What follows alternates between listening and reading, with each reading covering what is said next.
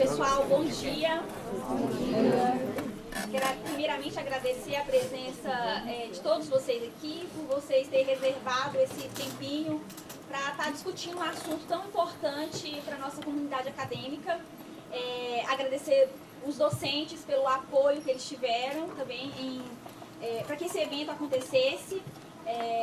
Agradecer também a nossa pró-reitora, a Rosana, que também sempre se preocupa em estar promovendo eventos assim, para o nosso crescimento aqui como instituição. E eu gostaria de convidá-la para ela dar uma palavrinha aqui para vocês. Obrigada, bom dia a todos. Nossa, que alegria ver esse auditório cheio assim. Então, já primeiramente agradecer pela presença de todo mundo, agradecer aos professores que possibilitaram que os alunos viessem assistir esse assunto, que é tão importante para nós, né? Quero agradecer a Vone, a Érica, a Célia, o Gustavo, por ter proporcionado essa organização toda aqui pra gente, viu? Do fundo do coração, a gente lá não consegue trabalhar tão à distância se não fosse vocês. Esse assunto, gente, é um assunto muito importante. A gestão do professor Bortoni, desde que assumiu, tem se preocupado com o nosso clima na universidade, nos dois campos, de Itajubá e de Itabira. Também a gente tem procurado fazer todos os eventos que a gente consegue transmitir online para Itajubá, e quando a gente faz de lá, transmitir aqui para Itabira, porque a gente quer uma integração dos servidores, uma integração das universidades, uma integração, inclusive, dos alunos, na medida do possível. E esse assunto, a professora Érica Tupinar, que vai falar para a gente, ela tem já uma palestra sobre assédio moral, que ela fez por ocasião do nosso seminário, né? Acho que seminário de gestão de pessoas do ano passado, né? Para você ver como a gente está perseguindo esse assunto já há muito tempo, porque a gente quer transformar a nossa universidade, a nossa Unifei, num ambiente agradável de se trabalhar, de se estudar, que tenha paz, harmonia, né? E que a gente possa conviver muito bem entre colegas, entre professores, entre gestores. Então, recentemente, a professora Érica depois vai falar com mais detalhes, mas recentemente o presidente Lula ele até aprovou já um parecer, né, da AGU, que tornou-se parecer vinculante. Definitivamente já era crime, mas agora ele está definindo como crime mesmo, inclusive colocando os artigos da nossa Lei 8.112 que enquadram como demissão o caso de assédio sexual. A professora vai falar melhor para a gente daqui a pouco. E olha, veja bem como é de suma importância a gente trazer o conhecimento para todos, para que a gente possa prevenir, que a gente possa se defender, a gente possa saber como encaminhar quando isso acontecer. Então, acima de tudo, eu estou muito feliz de estar aqui em Itabira. É sempre uma alegria, né, vir para cá, poder encontrar todo mundo, ver aqui o outro lado, né, da Unifei. É muito bom a gente estar junto aqui. Então, eu espero que todos aproveitemos a palestra. Para mim também vai ser muito instrutivo, porque na função que eu estou, eu preciso cada vez me informar mais. Então, muito obrigada, Érica. Vou voltar aqui para a Vone. Um abraço para vocês.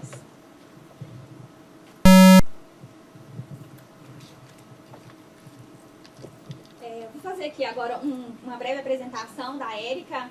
A Érica, ela é docente lá do Instituto Federal do Norte de Minas, no campus Januária. A formação da Érica, ela tem formação em técnica em agropecuária, técnica em administração, tecnóloga em gestão comercial pelo IFNMG, ela é bacharel em administração de empresas também pelo IFNMG, especialista em gestão pública pela FIRG-RJ, especialista em educação à distância pelo IFNMG, mestrando em Sociologia Política pela Universidade Federal de Santa Catarina e em Pretec pelo SEBRAE e graduada em Direito pela FUNORTE. E quero agradecer muito, né, por ela ter aceitado o nosso convite. Agora eu gostaria de passar a palavra para ela.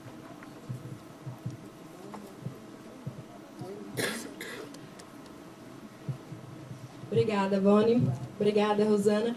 Bom dia, pessoal. Bom dia. Bom dia até que enfim.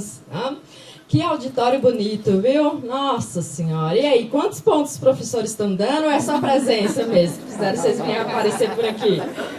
Eu não sei por aqui, mas lá na minha instituição tem que ter uma certa chantagemzinha, assim, para a gente conseguir encher um auditório com aluno, né? Mas que coisa maravilhosa, tá? Vê-los todos aqui. E agradeço bastante o convite da Univer. Foi um prazer. Ano passado a gente falou sobre o assédio moral. E agora, mais especificamente, a gente vai falar um pouquinho sobre o assédio sexual. A ideia aqui, pessoal, é fazer um bate-papo, tá? Então, vai ser uma coisa...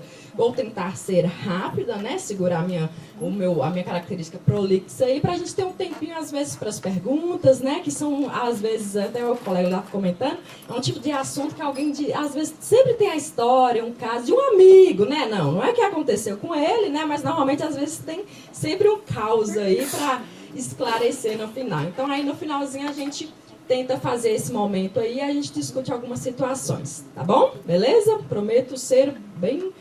objetiva aí na nossa palestra, tá bom? Então, vamos lá.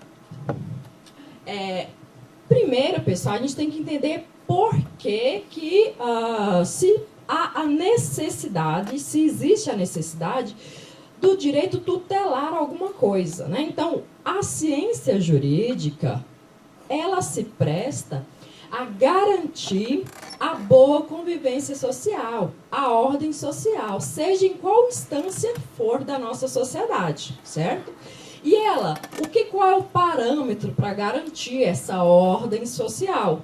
O parâmetro maior é, de fato, garantir uma vida em sociedade digna, que cada indivíduo ele tenha uma vida digna. O que é essa tal dessa dignidade humana, dessa vida digna? Então, nós temos o artigo 1 da Declaração Universal dos Direitos Humanos, né?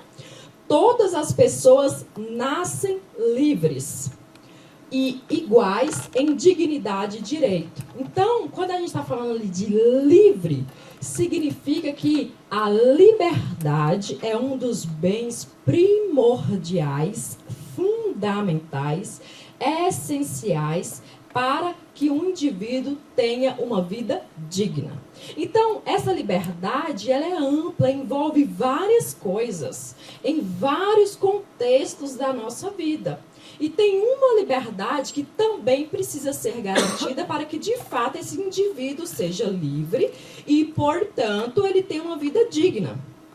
Vamos lá, Boninha. Vou passar. Que é o quê? A liberdade sexual. Então, e o que é a liberdade sexual? Ela vai ser a parte que vai lidar com a pessoa, cada indivíduo terá capacidade de exercer a sua própria sexualidade. Ou seja, é ela ter a autonomia de dispor como ela desejar do seu corpo. Como, quando, onde ela desejar, cada indivíduo. Então, a liberdade sexual é um bem jurídico tutelado pelo direito que compõe todo o leque de liberdade que caracteriza a dignidade humana. Então, ferir, diminuir, cercear a liberdade sexual do indivíduo é impedir o exercício da dignidade desse indivíduo.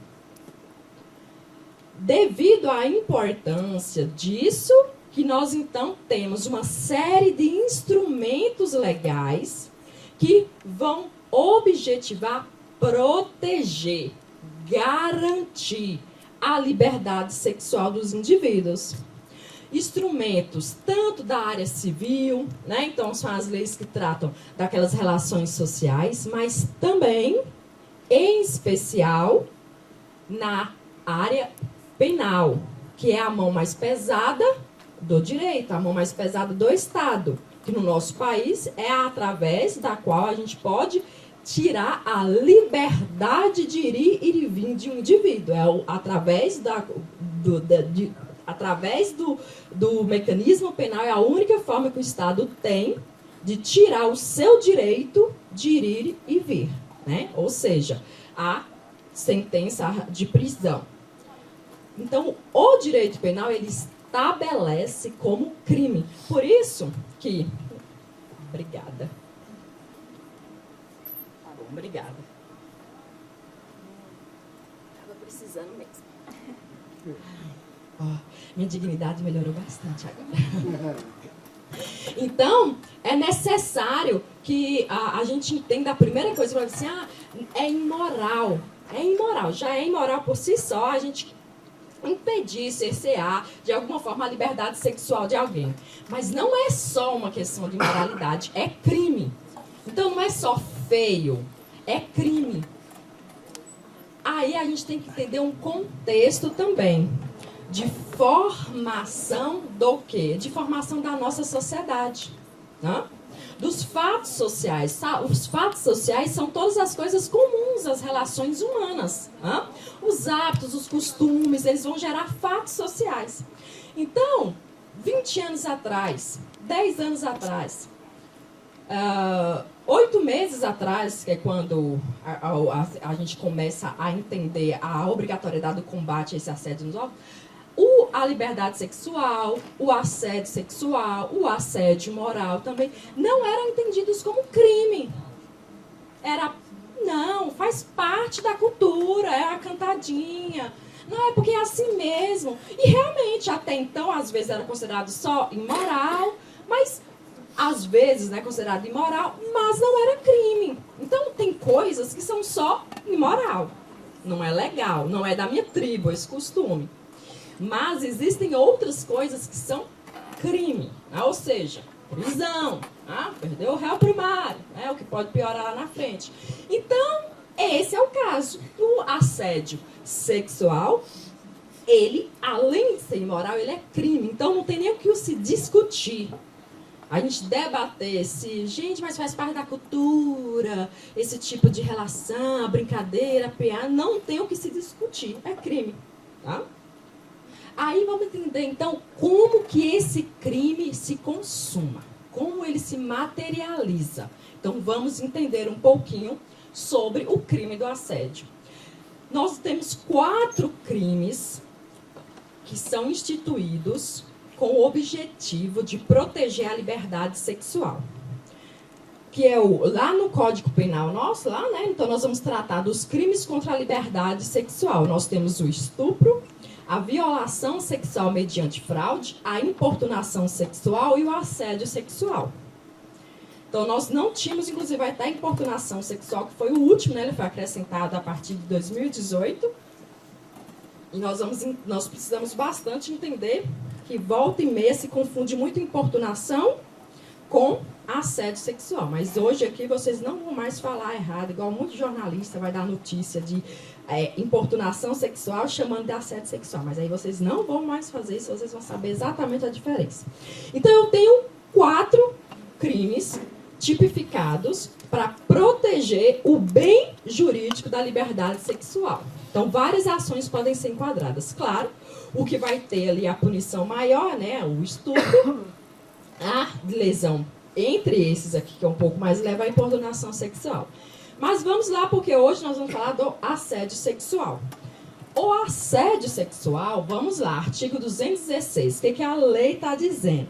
Ela fala lá, constranger alguém com o intuito de obter vantagem ou favorecimento sexual, prevalecendo-se o agente da sua condição superior hierárquica ou ascendência inerentes ao exercício de emprego, cargo ou função. Então, o que está em vermelho lá não é à toa, não, tá? O que faz do crime o crime, o que vai materializar, né, o que a gente vai chamar ali qual é a tipificação desse crime? Vamos analisar aqui os adjetivos e os verbos presentes aqui nesse artigo. O primeiro lá, constranger. Constranger. Quem? Constranger alguém. Constranger com o intuito. O intuito significa o quê? Que a intenção do sujeito ativo, a intenção da pessoa que está fazendo aquela cantada, que está fazendo aquele elogio, que está, de alguma forma, tocando ou fazendo algum gesto, ele tem a intenção de obter uma vantagem ou um favorecimento sexual. Então, a intenção do sujeito tem que estar relacionada ao contexto sexual dessa vantagem. Importantíssimo. Ele precisa ganhar essa vantagem, de fato, obter? Não. Ou seja, tentou, a pessoa não cedeu, não atendeu. Ah, então não assediou, assediou. Qual que é o verbo? Isso é muito importante. O verbo é constranger, não é a execução do ato. Não é usufruir da vantagem. Tanto que se acomete, a gente aí já pode até incorrer em situação, por exemplo, de estupro. Né? Já dá algumas margens para a gente tipificar em outro tipo penal. Então, veja, é o constrangimento, tá? E vamos lá, condição superior hierárquica ou ascendência. Referente ao seu emprego, cargo ou função. Então só pode acontecer, só vai materializar assédio sexual em situações de trabalho. Originalmente, ele surge como crime muito relacionado ao contexto do mundo do trabalho mesmo. Tanto que aí depois que a gente vai ampliando as interpretações e as aplicações do entendimento do assédio sexual. Como no caso, essa hierarquia, essa ascendência, ela é compreendida não só como uma questão de hierarquia trabalhista, não. É uma relação de poder. Existindo uma relação de poder entre o sujeito ativo ou passivo, a gente já pode enquadrar, se tiver as demais características, como assédio sexual. Então, com uma relação, aqui, em todas as instituições de ensino que nós vamos ter, é a relação professor-aluno. A relação professor e aluno é uma relação de poder, como quase todas as relações humanas. A relação de pai e filho é uma relação de poder. A relação do irmão mais velho com o irmão caçula é uma relação de poder. Todas as relações humanas, elas naturalmente envolvem poder ali. Tá? Entre as pessoas, marido e mulher, sempre tem uma relação de poder. Conforme a personalidade, o contexto social, os costumes, existe poder ali. No caso do assédio sexual, essa ascendência, ela é compreendida como tendo essa relação. Então você pode, ou seja, você não precisa ser chefe, ou chefe hierarquicamente estabelecido da pessoa, para ser o sujeito que comete o assédio, não, tá? Então, a gente precisa entender alguns exemplos de condutas, que aqui, gente, nós sempre precisamos lembrar, olha, o ser humano, como ser orgânico que é, naturalmente evolutivo que é, a sociedade humana, ela é assim também. Conforme o tempo passa, nós também nos desenvolvemos e nos reconstruímos com novos hábitos, novos costumes. Nesse sentido, o que é certo, a moral da sociedade, ela é sempre uma moral que nós precisamos analisar conforme o tempo e espaço e qual que é aquele contexto social. Então, muitas coisas que a gente julgava, os seus pais, os avós nossos, né? É só brincadeira, não tem nada. Mas nós precisamos entender, não é nem tanto que ele em si é errado, no sentido de que é fruto da sociedade tal como todos nós somos. Então, cresceu em um contexto social em que era naturalizado determinados comportamentos. E em sociedades como a nossa, que é uma sociedade que objetifica a mulher em especial, né? Objetifica principalmente o corpo dela, acaba naturalizando comportamentos que vão ser enquadrados, que já são enquadrados hoje, então, como crime. Então, por isso que é muito importante situações como essa daqui. Educação. Tá? Então, lembre-se, vocês, a geração suas, não sei se vocês lembram de quando foi a implementação da lei seca. né? Que a ideia de que, olha, se beber eu não posso dirigir. Então, eu lembro, tinha muita manifestação e que na liberdade está cerceando a nossa liberdade e tal. Hoje, as pessoas até há um certo consenso e até que já começou muito uma pacificação no senso moral de que, cara, você vai beber e dirigir, como já fica um pé atrás, assim, moralmente, independente de ser crime, perante aquela atitude da pessoa, né? Mas, na época que transformou isso, como teve primeiro um período de campanhas, blitz educativas, é crime, você vai ser preso se for pego aqui, tudo mais, bebendo. Aí hoje, até as pessoas que tinham um costume muito de beber, hoje para nós é natural, né? Às vezes, em cidade pequena, eu não sei como que é aqui, né? Mas lá na cidade pequena nossa não tem Uber, na cidade que eu moro tem 62 mil habitantes, né? A gente não tem ainda esse sistema de transporte. Então era uma coisa muito comum, um costume, né? Só que a gente vai para fora, aí já fica bem assim, não, tem que pegar Uber, não dá, vai ter blitz. E a gente meio que, tudo bem, é certo, é correto. A mesma coisa acontece com alguns comportamentos. No caso, a gente percebe uma série de questões, um conjunto muito grande de instrumentos legais, em especial, tutelando alguns comportamentos para alguns gêneros, né, específicos que historicamente estiveram à margem dessas tutelas, né? No caso específico, as mulheres. Por que eu falo? Quer dizer que então só mulher pode ser vítima de assédio? Não. Mas estatisticamente, mais de 90% dos casos ocorrem com as mulheres, por causa de uma característica social nossa. Então, isso aqui, o assédio se torna... A gente está falando de decisões de março de 2023, de 2018. Então, olha, são decisões recentes, né? Aí a gente acrescenta, faz toda uma onda jurídica de instrumentos legais que tutelam especificamente como a qualificação do feminicídio, a violência doméstica, né? Aí é um outro papo. Então, parecem coisas óbvias, parecem só bobeira, mas entendam, não é. E se vocês costumam fazer isso, ver o tiozão fazendo isso, ver o avô fazendo isso, fulano então é criminoso. Compreenda o contexto, mas entenda e reproduza o processo educacional de que é crime. Para ir reproduzindo, e daqui a pouco está que nem lei seca, né? A sociedade em si já vai fazer esse julgamento moral. Vamos lá. Conversas indesejáveis sobre sexo. Tá?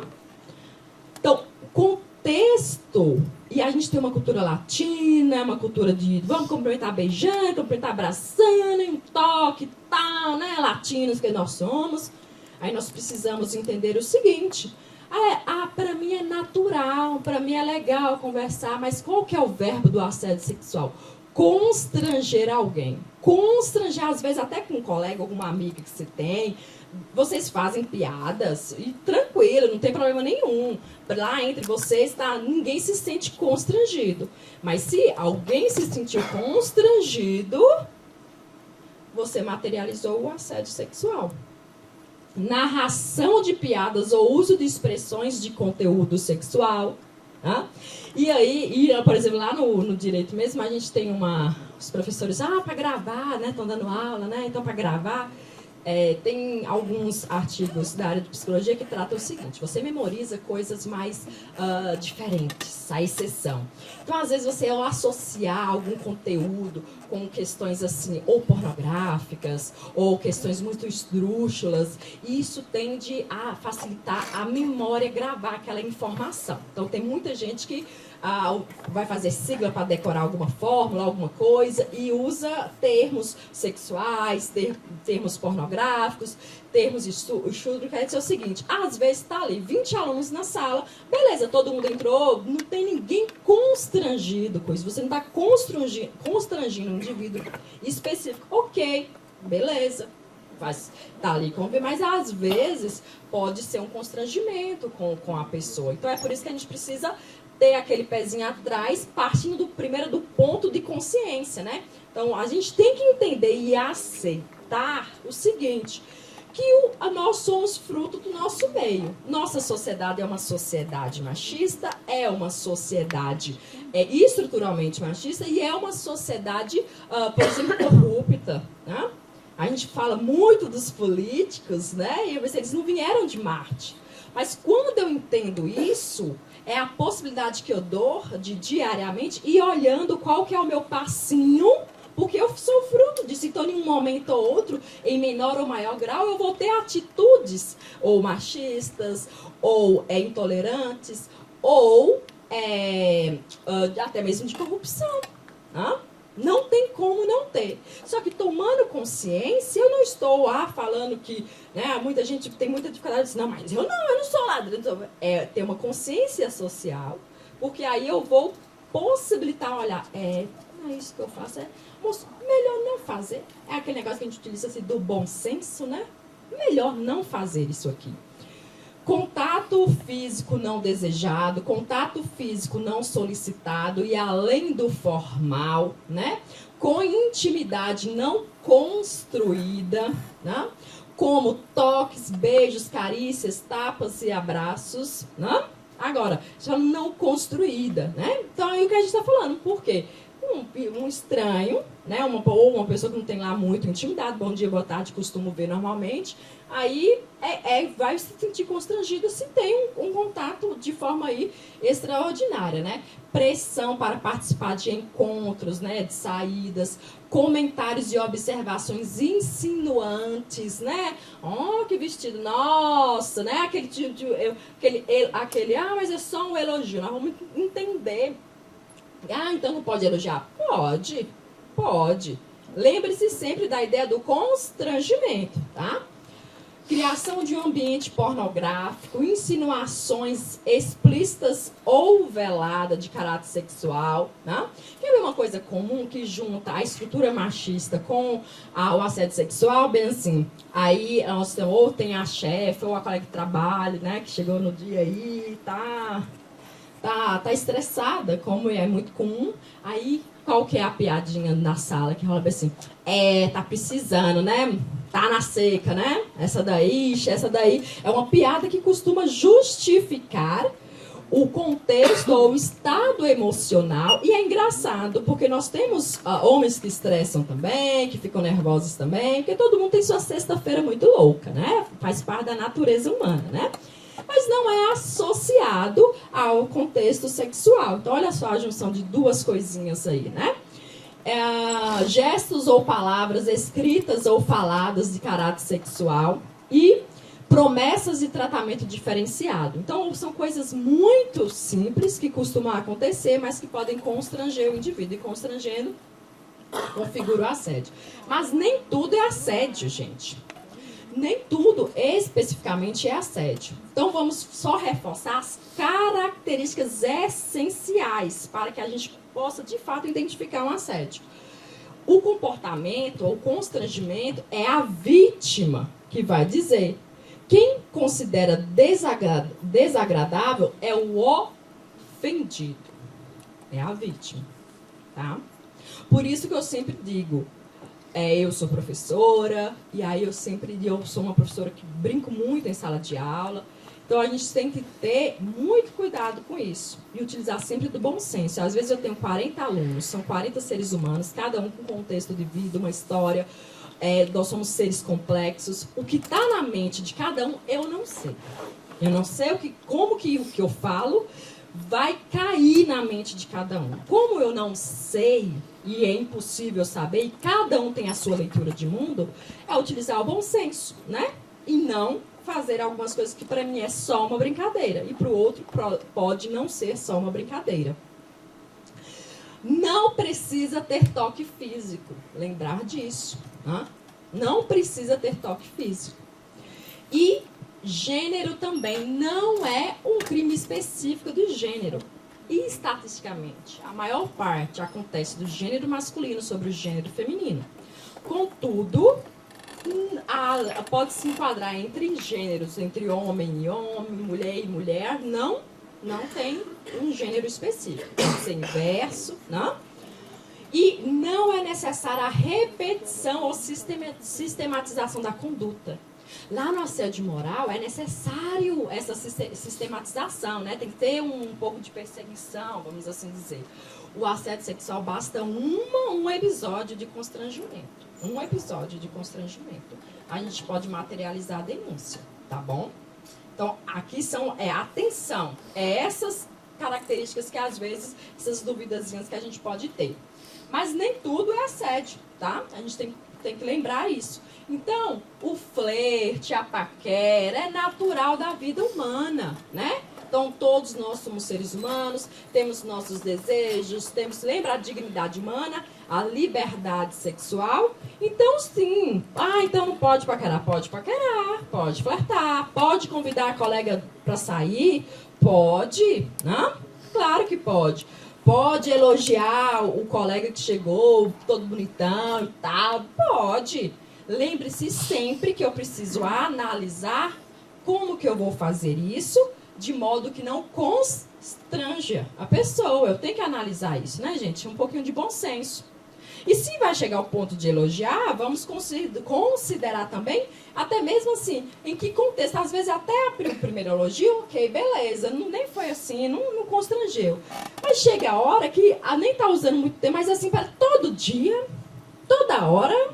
Aí, ou seja, não é nem que a repetição materializa o assédio, mas a repetição constrange. Pode vir a constranger, a insistência pode vir a constranger, tá?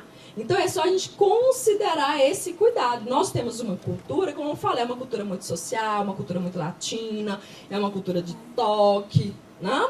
É uma cultura de certa liberdade, até mesmo, né, de fala, de contexto, de termos. A gente vai em outros contextos sociais, naturalmente assuntos não são falados com tanta naturalidade assim, tá? Então, pode, olha lá, paqueras correspondidos, porque é a questão do constrangimento, ok? Comunicar, né, gente? A gente tem que saber comunicar as coisas, no saber comunicar, beleza? Então, vamos lá, as duas espécies, só para a gente não confundir com a importunação sexual. Então, eu tenho vertical e eu tenho horizontal. No vertical, eu tenho a caracterização dessa relação de poder. Passa, Boni. Na caracterização do poder, eu vou ter o quê? Eu vou ter o assédio sexual. Então, esses gestos que nós falamos, dentro de uma relação de poder, materializam o assédio sexual, certo? Agora, quando não tem essa relação, não é assédio sexual. Aí eu vejo muita gente assim, tem até muita repórter, chega lá, não, porque fulano ela foi assediada lá, né, ela faz isso no jogo, e aí foi assediada pelos torcedores, não sei o que, não sei o que. Que relação de poder que há entre os torcedores e aquela outra torcedora específica? Não há uma relação de poder. São praticamente desconhecidos ali, não existe uma relação. Então, não é assédio sexual. Né? A repórter tinha que falar, pode ser uma importunação sexual. Aí é um outro crime que foi acrescido em 2018, justamente para caracterizar situações que são assédio sexual, mas que não tem essa característica dessa relação de poder, tá? Então, quando não há na existência da hierarquia, daquela ascendência da relação de poder, e acontecem atos relacionados ao constrangimento sexual, nós temos a importunação sexual, tá? Então, é um outro crime, tá bom? Que é praticar contra alguém e sem a sua anuência, ato libidinoso. O que é um ato libidinoso para você saber? O ato libidinoso é tesão. É um ato para satisfazer o seu tesão. A importunação sexual ela foi acrescida, inclusive no Código Penal, decorrente da situação de uma mulher que ela teve um homem que ejaculou nela dentro de um transporte público. Esse fato foi o fato catalisador que fez a inserção desse tipo penal. Você vê que ele é até o 215A, porque ele entrou no mesmo rol ali do assédio sexual. E aí não pôde punir ele, puniu ele apenas com contravenção penal, que aí você não vai preso, é bem mais leve, paga a cesta básica e tal, porque na época não tinha a tipificação do assédio sexual como crime com possível restrição de liberdade, se não tivesse a relação de poder, a ascendência, tá? Olha lá, objetivo de satisfazer a sua própria lascívia ou de terceiro. Ou seja, até mesmo você vai gravar para depois publicar, o pessoal lá satisfazer o seu tesão, a lascívia dele. Certo? Ou de terceiro. Aí é importunação sexual. Então, as responsabilizações, então elas vão sempre existir de forma paralela, as duas, administrativamente e penalmente, tá? Administrativamente, a partir do Código Civil, então você a pena de demissão, penas de advertência ou até mesmo suspensão e demissão por justa causa, né? No caso aqui de seletista, né? De seletista. Criminal, detenção de 1 a 2 anos, reclusão de 1 a 5 anos se o ato não constituir crime mais grave, né? Então aqui vai contextualizar a dependência específica do crime. Aqui, de 1 a 2 anos, nós estamos falando do assédio sexual. De 1 a 5 anos, a importunação sexual. Lembre-se, a importunação sexual, por exemplo, se em qualquer uma dessas situações, por exemplo, você fez o constrangimento, mas para constranger essa pessoa, você segurou o pulso dela. Ela vai, eu vou sair daqui. Aí você vai e segura o pulso da pessoa. Segurou para não deixar ela sair dali. Aqui foi uma agressão, uma violência. Envolveu um ato agressivo para então você vir e fazer a satisfação sua. Isso aqui é um estupro. Por quê? Porque envolveu agressão, violência. Então pouca gente entende e acha que o estupro é a consumação do ato sexual sem a anuência da pessoa. E não é. É sem anuência, mediante agressão e violência. São 3 adjetivos do estupro. Sem anuência, mediante agressão ou violência. Agressão, né, violência ou ameaça. Também ameaçar também. Então, mas eu fiz uma ameaça. Ó, se você não fizer isso aqui, eu vou te demitir. Isso aí a gente já consegue considerar que já é um crime mais grave, é um crime de estupro. Que envolveu uma ameaça, agressão, violência, tá? E detalhe, a importunação sexual, ou mesmo o assédio sexual, caso a pessoa seja ou esteja incapaz, automaticamente entende que é violência, que é estupro.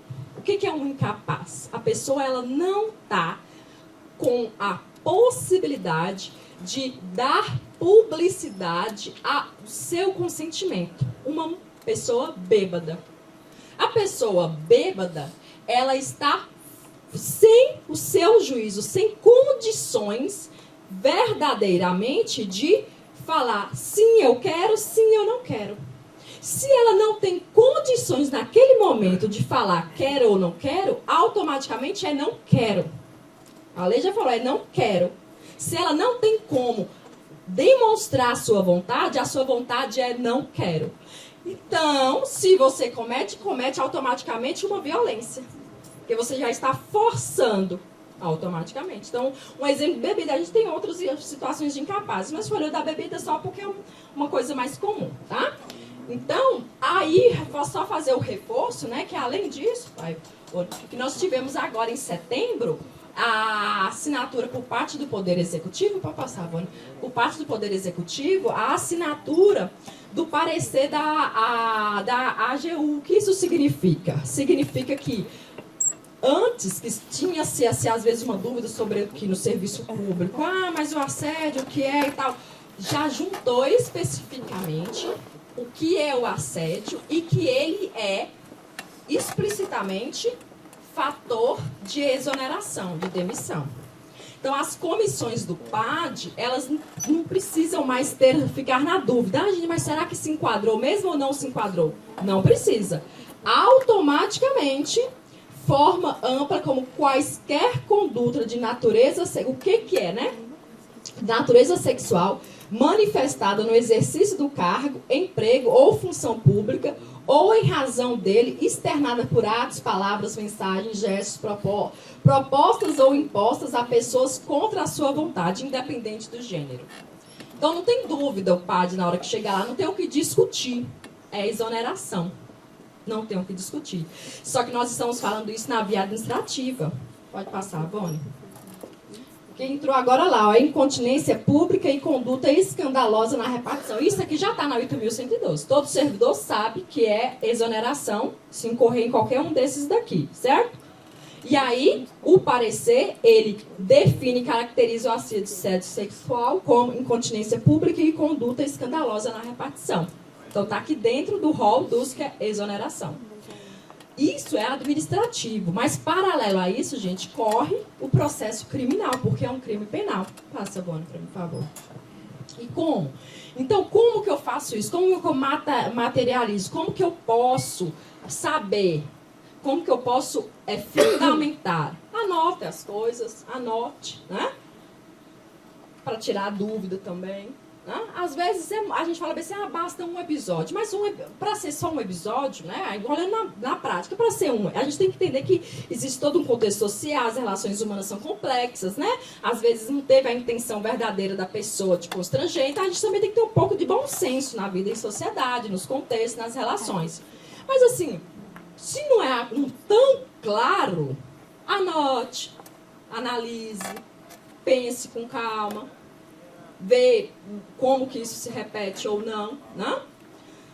Além disso, converse com pessoas que podem vir a ser possíveis testemunhas, evitar ficar sós com essa pessoa que está, às vezes, ali fazendo esse assédio, evite, né?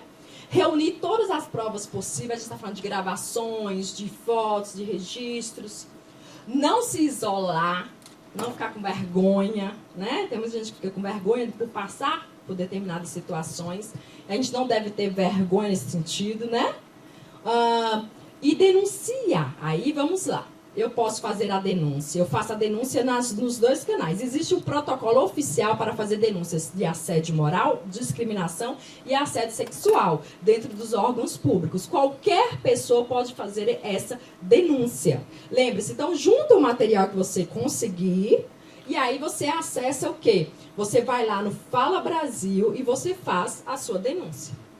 No caso do assédio sexual, gente, a gente vai também na delegacia. Se tiver delegacia da mulher e você como vítima for mulher, tem preferência para a delegacia da mulher.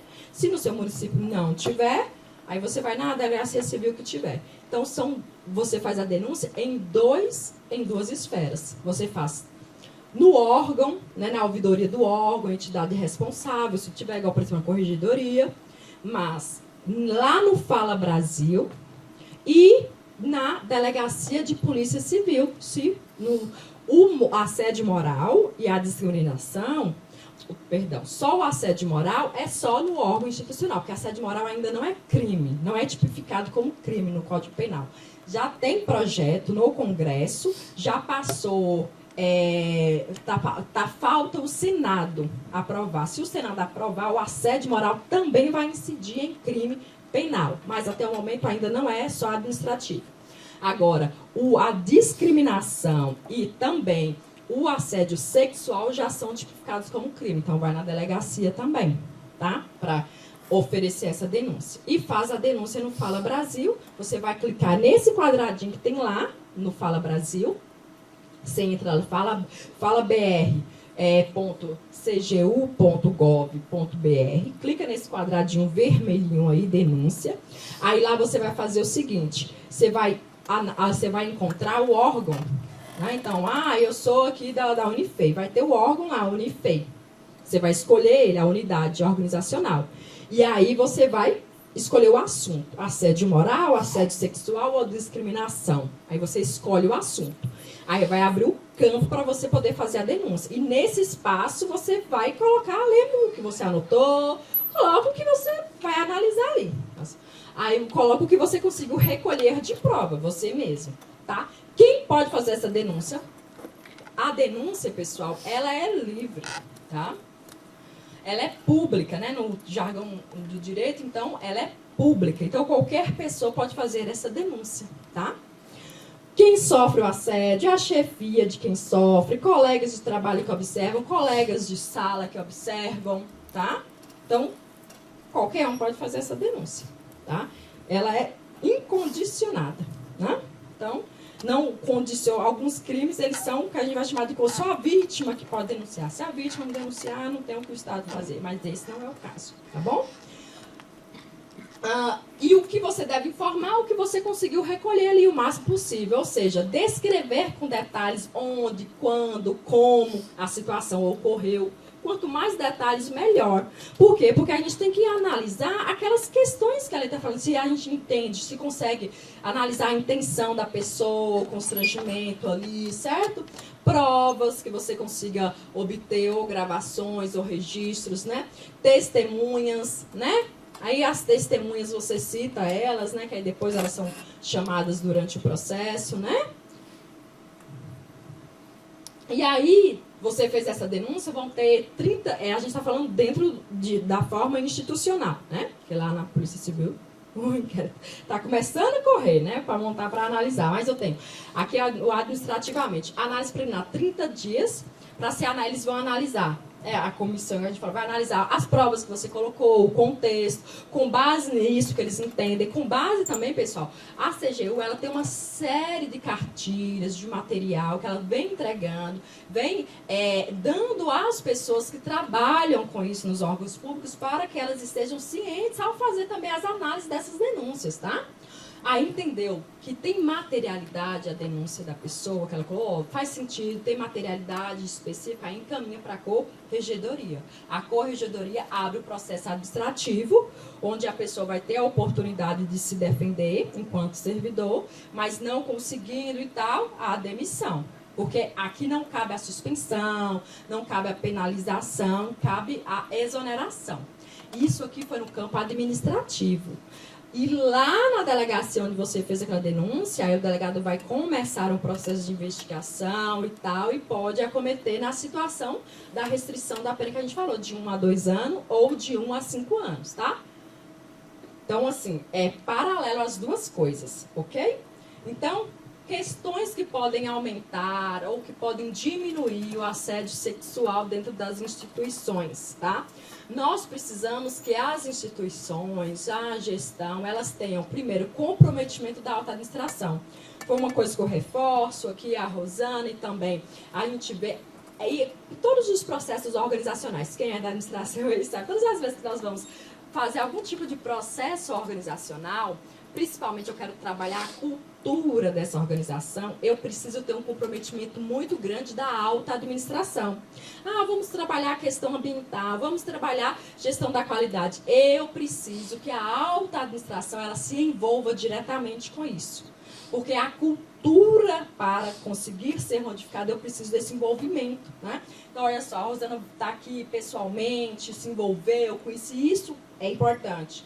Incentivar boas relações de trabalho. Então, eu vou incentivar isso, eu não vou incentivar a agressividade.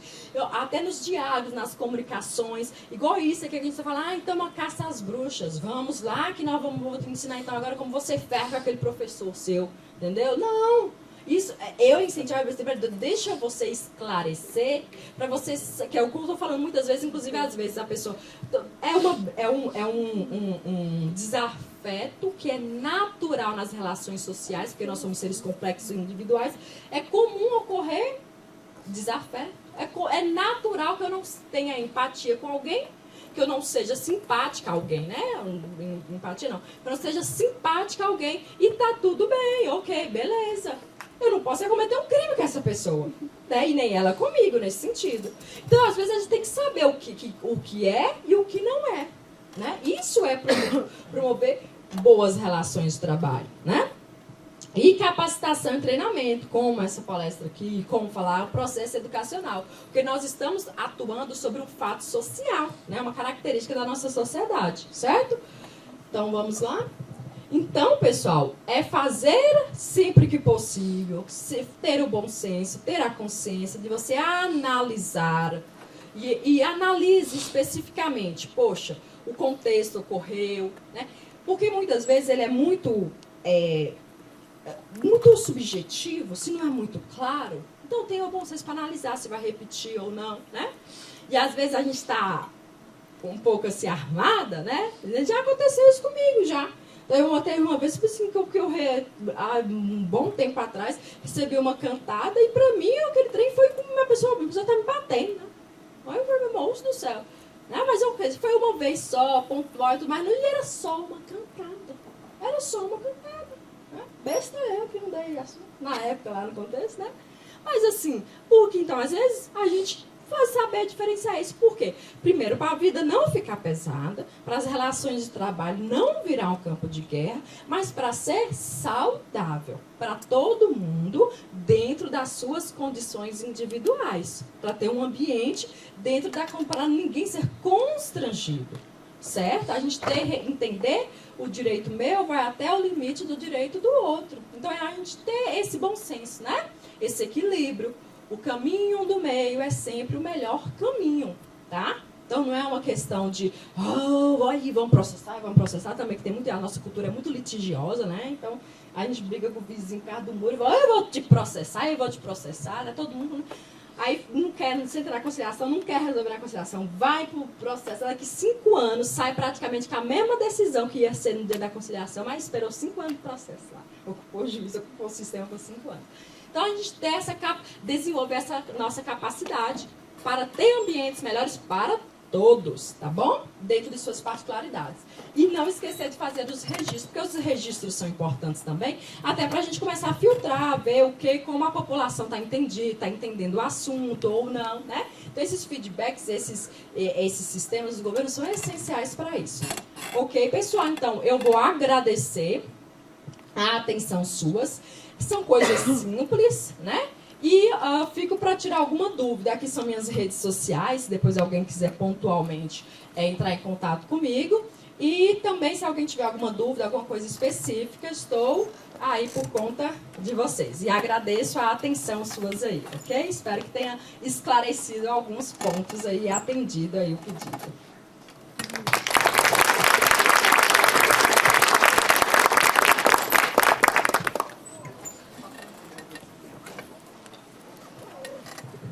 Érica, muitíssimo obrigada. Eu acho que a palestra foi muito esclarecedora, né? Deu uma lição para a gente de direito penal, né, gente? Eu gostei, eu sou formada em direito, mas preciso reciclar sempre. Então, muito obrigada, viu?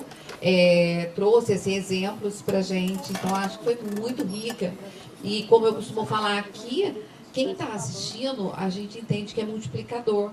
Então, a intenção nossa é exatamente essa, trazer a informação, trazer o conhecimento para que cada um que assistiu aqui passe para os seus parentes, para os seus amigos, para os seus colegas, para os seus professores, para os seus alunos, né? Para a gente poder fazer assim uma comunidade, né? Uma sociedade mais justa, mais solidária, que é o que preconiza a nossa Constituição e é o que a gente vem perseguindo desde 88, né? Com a nossa Constituição atual.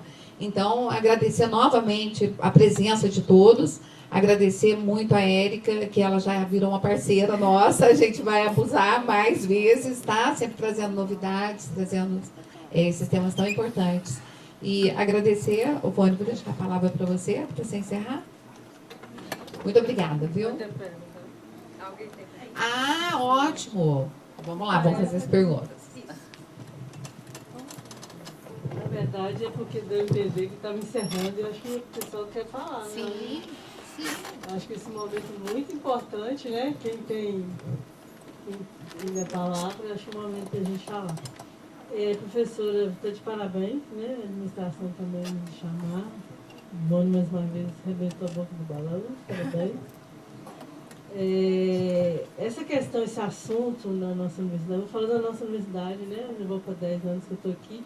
Sempre foi muito difícil de falar e muito fácil de ser vivida, infelizmente, né, em relação a nós, principalmente só com relação aos nossos alunos, né, e moral com relação à universidade e tudo. E realmente a gente tem que reconhecer que essa gestão, né, do reitor novo tem aberto sim para os seminários sem falar. O anterior foi uma guerra de foice, foi assim que não existia a questão de assédio moral, assédio sexual. Muito pelo contrário, teve problemas, né? Muitos alunos não estavam aqui, foi em 2017. Então foi uma coisa assim, muito triste, porque era a vivência dos alunos e estavam pedindo para fazer alguma coisa, quando continuam pedindo, façam alguma coisa, porque as coisas continuam acontecendo. A dificuldade que eu vejo nessa questão do enfrentamento, né, da assédio sexual, assédio moral na instituição, é que às vezes, muitas vezes, assim, é a questão do segredo, né, a questão do medo, da pessoa realmente não saber. Eu acho que toda a comunidade, todos os alunos deviam ter visto como a sua facilidade, né, a sua simplicidade e clareza de falar foi perfeito.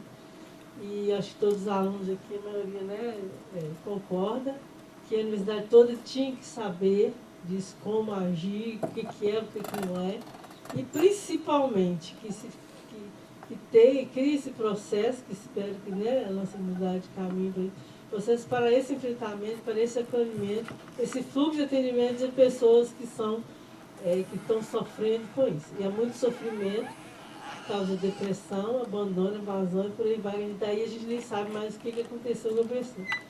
Eu tenho muita preocupação também com a questão de cultural, por exemplo, que muitos acontecem fora da nossa universidade, em festas, em repúblicas, mas que nossos alunos estão aqui. Às vezes o agressor e a vítima estão aqui e dentro da mesma sala. Isso é muito triste, isso é muito triste, isso é muito dolorido, isso é muito sofrido, a gente não sabe o que, né, tenta se fazer, não sabe o que faz. Mas assim, o que fica muito mais triste é como dizer, o silêncio dos bons. São as pessoas que vêm, né, não falam nada, não ajudam, não abraçam, né? As pessoas se isolam e às vezes são julgadas. É aquele negócio, estava querendo, né? Tava essa hora na rua. Eu falei para não ir com o fulano. Estava querendo, né? Então, tipo, mais ou menos desse sentido. Isso é muito sofrimento para quem é vítima. Essa vítima nunca mais, isso nunca vai ser apagado da mente dela. Então, assim, e nenhum apoio, muitas vezes. Claro que tem colegas, meninos formidáveis nesse sentido. Nós, como profissionais de atendimento, a gente já viu isso. No apoio, sabe? Pessoas que sofrem juntos, que estão ali. Mas a gente precisa acordar para o prático. Como fazer? Como atender?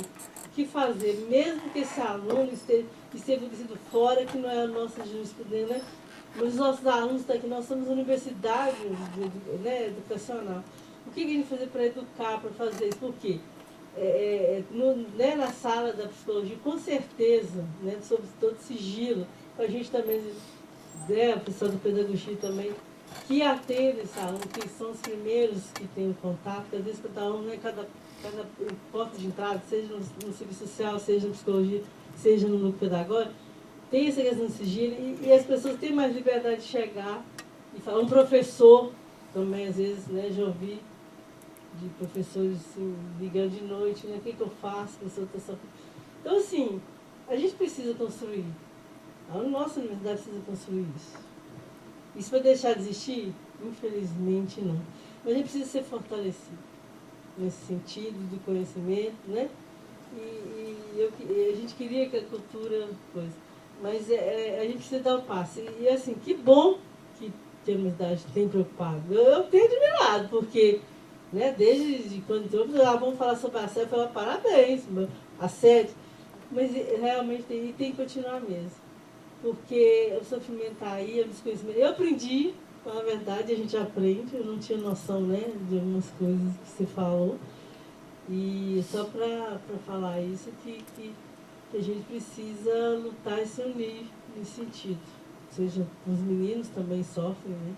As meninas, igual falou, questão de gênero, né? Questão de gênero. E é isso aí, parabéns. E Rosana, leva o pessoal para Itajubá ver ela de pé, leva para os alunos.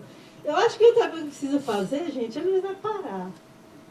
Tem que parar um dia, Rosana. Eu estou falando assim, sei quanto representante de corretoria. Tem que parar um dia para falar sobre isso. É todo mundo, colocar todo mundo no lugar. Por quê? Assim, diante de professores, né, o Marta aqui, porque precisa saber. A gente não sabe, a gente, o professor sabe, tu não sabe. Você não sabe, certas coisas a gente não sabe, a gente precisa aprender. A gente precisa, enquanto comunidade, a gente precisa se importar, né, fazer essas questões. É isso, desculpa.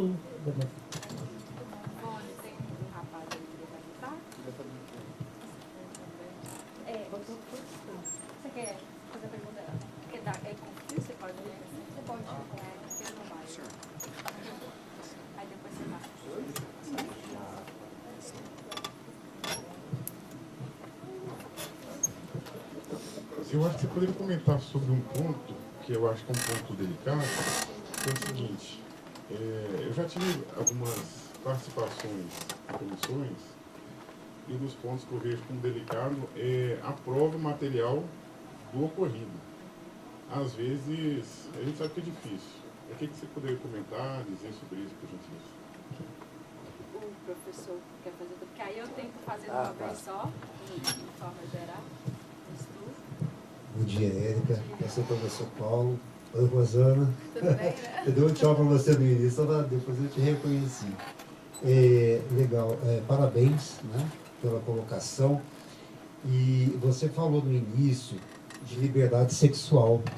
Aí eu estava pensando até que ponto a liberdade sexual é libertinagem sexual, né? Isso me veio na mente também.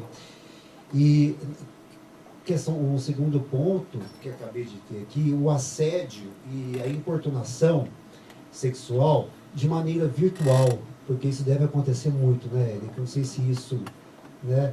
Aí depois veio também no shopping, quando a gente está andando no shopping, aí você veio responder que é uma importunação, porque não existiu aquela relação de poder. Isso, se não existe, isso eu vou comentar, mas a relação de poder aí não é o local, é a existência da relação de poder. Então, Legal. se não existe, é importunação. Então, por exemplo, o seu chefe com você lá no shopping, assédio. Porque a relação ela ainda existe, é o seu chefe. Entendi. Entendeu? Então tem o professor com o aluno fora da escola, mas existe a relação Existe a ali. relação. Agora, a torcida com a desconhecida que passa na rua e você vai lá e faz importunação. Você não tinha uma relação ali entre os dois, entendeu? Legal. E isso pode existir de uma maneira coletiva, porque a gente está falando do individual, né? Não. Tem um crime que não cabe restrição. Esqueci só o nome.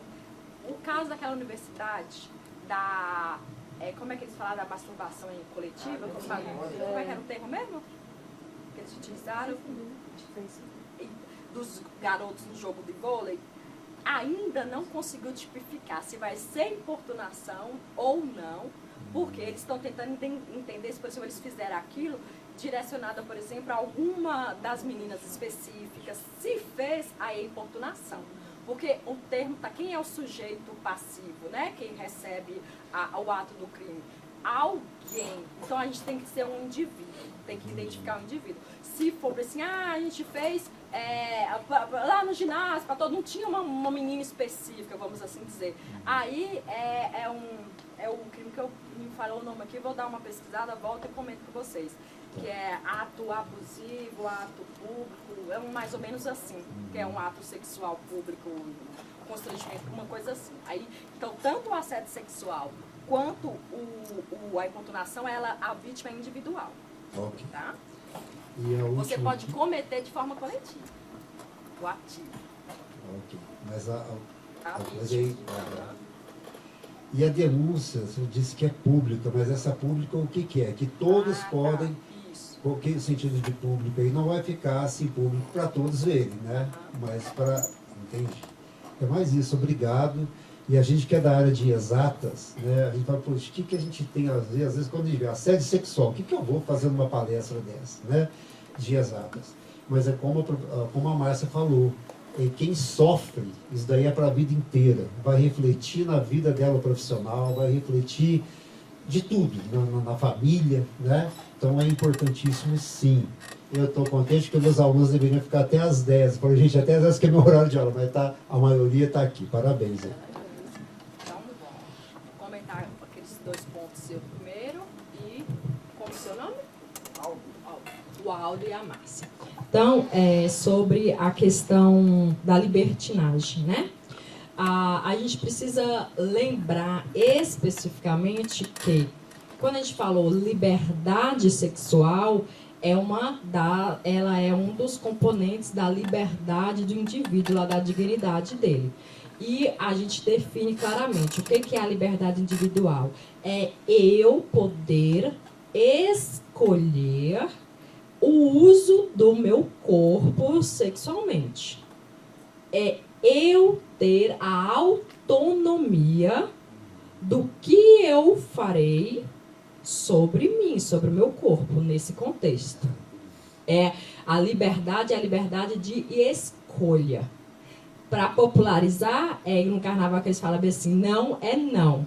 Aí a gente tem a liberdade, eu estou falando de liberdade sexual. Se eu quiser fazer isso, eu posso fazer, certo? Mas é comigo, não é sobre o outro. Então, eu quero fazer isso com o cicrano. Mas cicrano tem que querer. Porque o corpo de cicrano é de cicrano. E a liberdade sexual dele é essa. Aí, libertinagem, eu entendo que nós vamos para o campo. A gente sai do campo jurídico e vai para o campo sociológico. No sentido de que é um conceito que constitui uma definição de moral de determinada sociedade. Tanto que determinados comportamentos por uma comunidade que pode ser considerado libertinagem, para outra comunidade pode não ser considerado libertinagem. Aí a gente entra no campo da moral, da ética, né? Aí algumas condutas podem ser consideradas como a libertinagem. E a libertinagem, eu acho, assim, para traduzir, aí é a minha opinião, da professora Érica, eu não estou falando questão jurídica, que libertinagem é quando a gente, de alguma forma, invade a liberdade do outro. Por quê? Não, se eu tenho um comportamento que acaba incomodando o outro, é que ele se sente, de alguma forma, ferido ali, aí acaba que ele traduz aquilo como uma libertinagem. Então, o moral de uma pessoa não pode usar roupa curta. Então, isso compõe a definição moral daquele indivíduo. Mas isso não compõe a moral de outro indivíduo, ou do contexto social daquele outro indivíduo. Então, aquele outro indivíduo usa roupa curta. Essa pessoa que vem com a moral dela vai olhar para aquilo e falar, isso aí é uma libertinagem.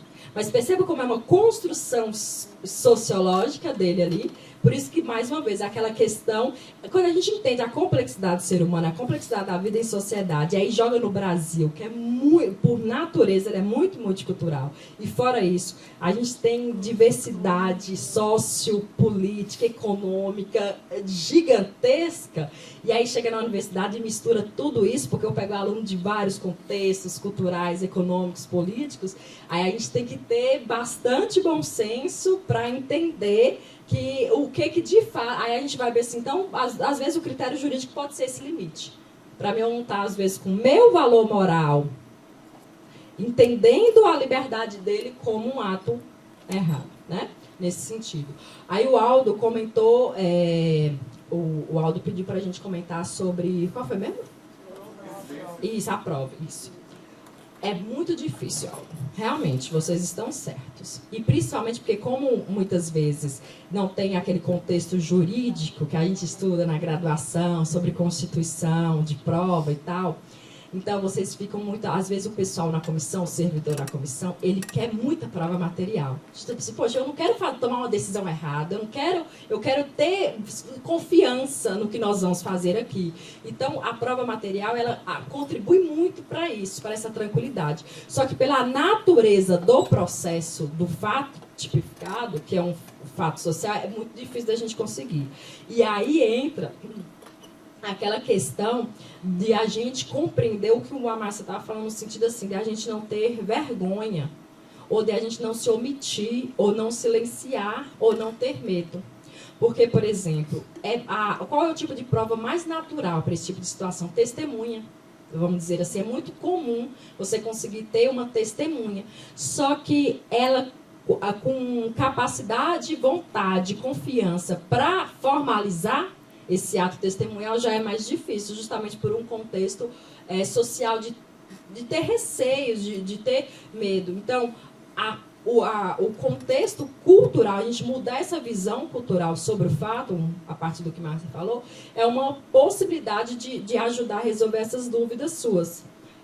De aumentar a possibilidade de eu ter testemunhas ali diante dessa situação. O que junta também no que o Paulo falou sobre a questão do público. Quando a gente fala público, é que é uma denúncia pública incondicionada. Pública significa que é o direito, qualquer um que presencia aquilo pode fazer a denúncia. Pública no sentido de que todos têm o direito de denunciar. Incondicionada, que é isso aí, ela ela não tem essa condição específica, né? De só a vítima poder fazer a denúncia. Então, mas é público com a restrição, tanto lá no 180, né?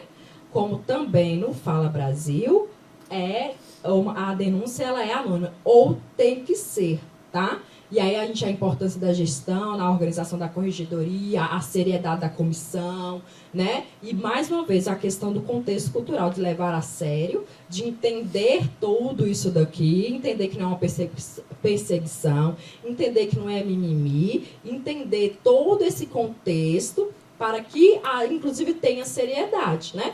Ninguém, gente, a gente vai achar bem injustiça, ninguém é isento. Todo ser humano ele tem sua história. Tendo sua história, ele vai ter sempre o seu ponto de vista. E as pessoas que operam e aplicam a lei são seres humanos como todos nós. Então, a sociedade ela é fruto da conjunção de todos nós. Então, em todo momento, nós também decidimos sobre o destino de outros indivíduos. Então, enquanto servidor, estou lá na comissão, componho essa comissão e participo disso. Eu preciso entender que o meu ponto de vista é o meu ponto de vista. Porque aí eu consigo me desprender de algumas coisas para analisar dentro do contexto legal que está falando. E eu tenho ou a frieza necessária para fazer uma análise, às vezes até quando eu não tenho muita prova material. Tá? Acrescido disso, aí só reforçar e citar. Hoje em dia a gente tem muito celular, então é muito comum eu conseguir fazer uma gravação, fazer um registro, né? Essa gravação materializar a denúncia, tá? Aí depois a gente vai para outra questão, mas isso é lá no penal mesmo, não no administrativo, né? Que aí alguma gravação, por exemplo, sem consentimento, só pode ser utilizado em caso de defesa, né? Mas aí já é em outra definição, mas para você materializar aquela denúncia inicial, porque já é um indício, pode não ser prova, porque vai ser uma prova ilícita no caso de gravação sem consentimento. Mas ela pode ser um indício ali para então você ir atrás de outras provas nesse sentido. Mensagens, as trocas de mensagens, também o seu testemunho, quando eu falei, anota tudo. Por quê? Porque a mente às vezes engana a gente, né? Então, você anotar, você consegue fazer um testemunho detalhado do dia. Às vezes, fala, não, porque foi do dia tal, que a gente estava no tal. E aí, a comissão, o pessoal da corregedoria vai pegar outras informações que juntas vão compor aquele pouco pedacinho que você trouxe, às vezes só de forma no seu próprio testemunho, que aí vão dar mais materialidade àquilo. Detalhes, às vezes, fazem linkar uma coisa com a outra e faz o salto daqui até lá, falar, não, daqui veio para cá. Então, tá ligado. Então, pode ter dado condição para isso, tá? E, por fim, não sei se alguém tem mais alguma pergunta específica. Assim. Eu consegui. Ok? Bom dia, eu sou a Deise. Eu queria saber, quando não existe essa relação de poder envolvida, eu sei que, né, se for em público, no caso, você nunca teve contato com a pessoa, é importunação. Mas, por exemplo, é um colega seu, sei lá, pode ser de trabalho ou de turma, mas você já tem uma relação com essa pessoa, talvez até deu algum tipo de intimidade para essa pessoa, só que algum comentário dela te constrangeu, ou algum evento, assim, alguma coisa eventual. Como que a gente deve se portar? Você acha que talvez a gente só deveria tentar resolver ali e tal, ou levar para alguma, né, instituição e tal? Vou exemplificar para você, então, assim, tipo, para resolver meus problemas. Muito aluno vem assim, pedindo, aluno, professor, eu vou assim, porque na universidade, mesmo sendo exata, mas nós somos seres humanos. Seja da que área que for. Aí, eu tenho um aluno, às vezes, que chega e fala assim, gente, eu sou professor de gestão, parece que é divã. Às vezes eles chegam, trazem preocupações de casa. Então, eu vou responder como responderia. Se fosse eu, né? Se fosse eu. A primeira, então, já tive, de fato, um contato com a pessoa, tivemos um interesse e tal, não quero mais, né? Pronto, chegou no ponto que eu não quero mais, aí faz esse tipo de situação, algum comentário que me constrange. Vou me comunicar, me posicionar com essa pessoa. De preferência, eu vou registrar esse meu posicionamento com essa pessoa, né? tranquilamente, né? Quem não estuda, começa a estudar comunicação não violenta, são coisas muito interessantes para esse ponto. Então, me ater ao fato, não à pessoa, fazer toda a observação de qual foi o momento em que ele fez, o que ele fez, entender o fato e não a pessoa. Chegar nessa pessoa, pontuar essas questões, né? Então, observar o contexto, listar os fatos, vim falar com ele, pontuar, então me posicionar. Porque, às vezes, ele acha que está na brincadeira e que está só ali. Às vezes, ele ainda não tomou consciência séria. Então, me posiciono claramente, comunico. Se não... Se repete, aí eu diretamente, eu não vou mais entrar em contato com esse sujeito, tá? E aí eu faço a denúncia, né? Evito ficar a sós ou em ambientes que estejam a sós, que fique a sós com ele, e registro e vou tomando nota e anotando qualquer coisa em decorrência disso e faço as denúncias, entendeu? Nas duas posições. Isso não, na minha concepção, aí não se identifica, porque não vai ter a relação de ascendência. Aí, por exemplo, é colega de sala e tudo mais. Só que, não, na minha perspectiva, ele está fazendo uma importunação sexual. Porque não tem relação de poder, certo? Então, assim, porque não existe uma relação de poder entre vocês. Mesmo que tenha tido uma relação, e sociologicamente falando, pegando fogo lá, vai ter uma relação, mas no caso aqui, não tem. Essa ascendência hierárquica é estabelecida. Então, tipicamente falando, não se configuraria, tá bom? Aí iria na importunação sexual, que também tem a pena também e tal, e eu faria essa denúncia, mas eu me posicionaria antes, dado que é uma construção social. Eu sempre entender isso, porque se a gente entende isso, facilita um pouco da gente não ter tanto medo. As pessoas às vezes têm medo de falar sobre isso, têm vergonha de falar sobre isso, porque acha que é tipo assim, principalmente como as mulheres são maior vítimas, até acha que é tipo assim, olha a frase, né? Uma frase que vocês devem até ver muito assim em redes sociais, assim, é um bando de feminista frustrada querendo ferrar com os homens. Entendeu? Assim, parece que falar sobre essas questões aí não é. Só que então a gente tornar o assunto amigável no sentido de não, mas gente, vamos entender o que é isso aqui. Nem a lei seca. Não é que eu não tô querendo que você não se divirta, não vá pra festa, não é isso. Não tô querendo cercear a sua liberdade de ir e vir. É fazer esse processo. Aí diminui um pouco esse receio de não tratar com naturalidade uma coisa que é natural. Sabe, assim, a natureza humana, gente, tudo que a gente trata, ontem eu estava pensando com assim, não, porque fulano criminoso. Criminoso, pessoas que cometem crimes, qualquer um dos crimes previstos, são seres humanos que saíram do mesmo lugar que a gente saiu. Igualzinho a gente. Nenhum ser humano, ele está isento de algum dia, em algum tipo de situação, cometer um crime, não. Qualquer tipo de crime, viu? Aí não tem essa questão, não. Você pode de repente se perceber cometendo um homicídio, alguma coisa nesse sentido, e você vai ter que ser imputado nesse sentido. Porque compõe a natureza humana, a vida em sociedade. Né? Então, o que nós vamos fazer diante dos fatos sociais? O direito é para isso. Então, entender que esse assédio é natural no sentido da construção social. Tá? É resultante dessa objetificação do corpo. A gente reforça a mulher porque é estatisticamente. Mas, por exemplo, a questão de gênero, por exemplo, é muito comum. Né? Então, eu tenho mulheres vítimas e principalmente homossexuais também. São as maiores vítimas desses tipos de crime. Tá? Então, assim, a piadinha com o colega, né, que principalmente na idade da juventude, ele tá se construindo a sua sexualidade, então tá passando por um processo de transição que individualmente já é complexo ali dentro, aí vem o contexto social em cima, e aí depois vem o contexto moral individual de cada um, é uma complexidade muito grande. Então, só lembrar que as coisas são complexas, já faz com que eu fique melhor no meu quadradinho, para me relacionar melhor com o quadradinho de cada um do outro, certo?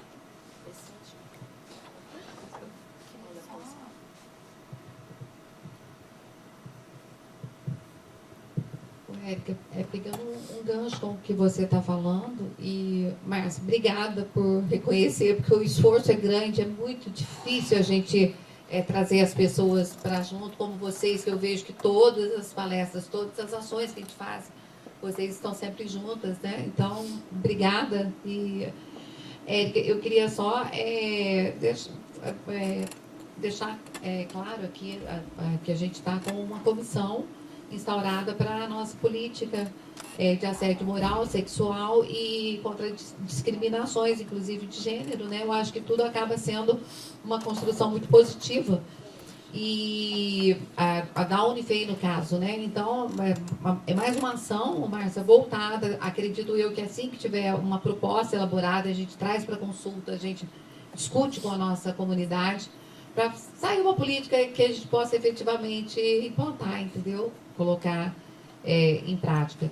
E também lembrar aí, como a Érica está frisando bem, a importância na comissão de ética, a gente tem aquela lógica, né, de fazer a parte educativa, a preventiva e lá no final a punitiva.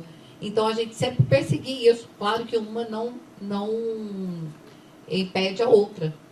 Mas assim, a nossa intenção é sempre primeiro educar, prevenir, deixar bem claro, né, para que todos tenham ciência do que está fazendo, que possam se munir das provas e realmente a insistência do ato, né, depois de todo conhecimento a pessoa ainda praticar, e a gente tem que mesmo que tomar as providências. Não que antes já não possamos tomar, a gente já tem os canais aí, a gente tem a ouvidoria implantada na Unifei, né? Então, estamos à disposição. Obrigada.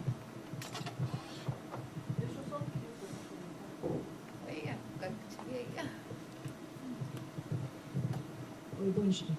É só porque às vezes a gente usa esse termo, por exemplo, relação de poder. Então, o que é relação de poder? Explicite, assim, por favor, com uns exemplos, né, de que seria essas relações de poder. Tanto, às vezes, institucionalmente, porque aqui nós temos um público aqui de servidores, mas também um público de alunos. E aí nós temos duas tratativas. Para um servidor de alguma situação, a gente vai para um PAD, processo administrativo. Para um aluno, por exemplo, aqui dentro de uma instituição, já é um outro procedimento, né? Então, às vezes, a gente pode... talvez exemplificar mais as coisas. Eu acho que talvez algumas pessoas queriam até exemplificar mais algumas coisas. Uns e-mails que recebe, né? Umas relações. Um grupo de comunidade aí que é absurdo, de assediadores. As pessoas são anônimas e começam a postar, entendeu? Uma coisa assim. Então eu acho que a gente... Desculpa, quem é o dono e processar. É absurdo essa resposta muito ofensiva. Então, eu acho que a exemplificação pode ser, assim, normal. Nós estamos falando sobre isso. Mas eu acho que a exemplificação, dar o nome ao nome, é que a gente pode construir e ter essa força. Porque uma dificuldade, principalmente da denúncia, é você justamente vai ter que dar nome ao nome das coisas. Você vai ter que falar. Então, a gente vai ter que exercer essa questão de saber dar um nome. Por exemplo, uma outra questão que eu já falando aqui, assim, se for para o PAD, processos administrativos, aí tem a pergunta entre nós servidores. Nós servidores, de fato, somos assim, temos confiança na comissão de ética e na ouvidoria? A gente se sente ouvido de verdade? E de uma forma, assim, totalmente isenta dentro da instituição? Quando leva uma situação, às vezes tem situações institucional que deveria ser encaminhado ao Conselho de Ética, mas ele é cortado, não vai para o Conselho de Ética. Houve uma decisão administrativa, então, que não levou aquele caso para o Conselho de Ética. Aí você fala assim, não confia na instituição. Se for para o aluno, igual tem situações de alunos aqui, voltando aqui a questão, assim, muito do que é reclamado, o professor teve um problema na sala de aula, não, assim, a questão didática, prova. A prova não está condizente com aquilo que foi trabalhado na sala de aula. Beleza. Vou reclamar? Não, porque eu posso correr o risco de ser reprovado no ano que vem, no outro semestre, então eu não vou. Isso é questão dele ali de sala de aula. Se for para um assédio, um assédio sexual ou moral, aí menos que ele vai falar. E aí eu quero lembrar o professor que, assim, desculpa, mas aqui não existe quem é de humanas ou exato, porque a gente é universidade é a formação de pessoas, né? Então todos trabalho com formação de pessoas. E a universidade é formação de pessoas. É para além. Então, talvez, até quando vai montar essas comissões, né, Rosana? A gente vai nas estanques. Vamos pegar pessoas de tal setor, para construir essa política. E, às vezes, que dia que nós vamos entender que a gente é uma universidade pública? Porque também entender que a gente é uma universidade pública é difícil cair a ficha aqui nesse sentido. Então, voltando. Dar nome aos nomes, essa questão de confiança institucional, tanto da parte dos servidores, e os procedimentos adequados com os alunos, de saber qual o caminho que ele vai fazer e seguir. Aí faço pergunta. Os alunos sabem que existe um boletim de ocorrência interno? Sabe, gente? Que existe um boletim e que existe um regimento interno da parte dos alunos para boletim de ocorrência Boletim de ocorrência universitário. E tem o Código Disciplinar Discente. Escola Disciplinar Discente. E é lá que regula. Sabe onde que está esse Código Disciplinar Discente? Depois que você entrou na Via Láctea da esquerda, entrou numa órbita lá, passou pelos anéis de Saturno, em algum lugar, escrito em documento, você vai achar um negócio lá. Isso prova, mais uma vez, que a nossa universidade não foi feita para a gente ter acesso aos documentos. É só se você souber um organograma dentro da cabeça que você acha as coisas dentro da universidade. Eles não sabem nem a norma de graduação. Mas para você achar a norma de graduação, você tem que virar para o outro lado. Você não vai para os anéis de Saturno, você dá a volta para o Marte e pega para outro lugar. Essa que é a situação. Então, e o BOL é previsto suspensão, advertência, suspensão e depois o desligamento. E passa pela instância de colegiado, CPAD, consumo. E você pode fazer um boletim de ocorrência para o colega, para o professor e para o servidor também. O aluno pode falar, olha, a Cleide fez tal coisa comigo. Estou registrando aqui um boletim de ocorrência. Ô, gente, pelo amor de Deus, não deixa eu fazer nada de errado, né? Não deixa eu surtar. Se eu fizer uma coisa dessa, porque às vezes eu estou surtada, e aí vocês me levam lá para o Coba Beloso. Responder, são 3 coisas para eu não esquecer, igual a do alto. Segura um pouquinho aí. Como é seu nome? Cleide. A primeira pergunta é a questão do poder, né? Para materializar essa relação de poder. Então, vamos lá. O exemplo que você deu, por exemplo, da prova, vai ser, mas semestre que vem eu tenho que fazer disciplina com aquele mesmo professor. E se agora eu faço uma denúncia, né, ele vai fazer um processo de perseguição. Ou seja, está exemplificado por que nessa relação existe poder. Ela existe poder no sentido, o que é poder? Poder é a capacidade de tomar a decisão. Eu brinco com os alunos na sala. Às vezes eu falo assim, não, gente, mas se eu aprovo, eu vou aplicar em tal dia. Não, mas gente, vai falar, o poder é meu aqui na sala. Brincando. Não é porque o poder, é porque a decisão de como que a aula vai ser está na minha mão.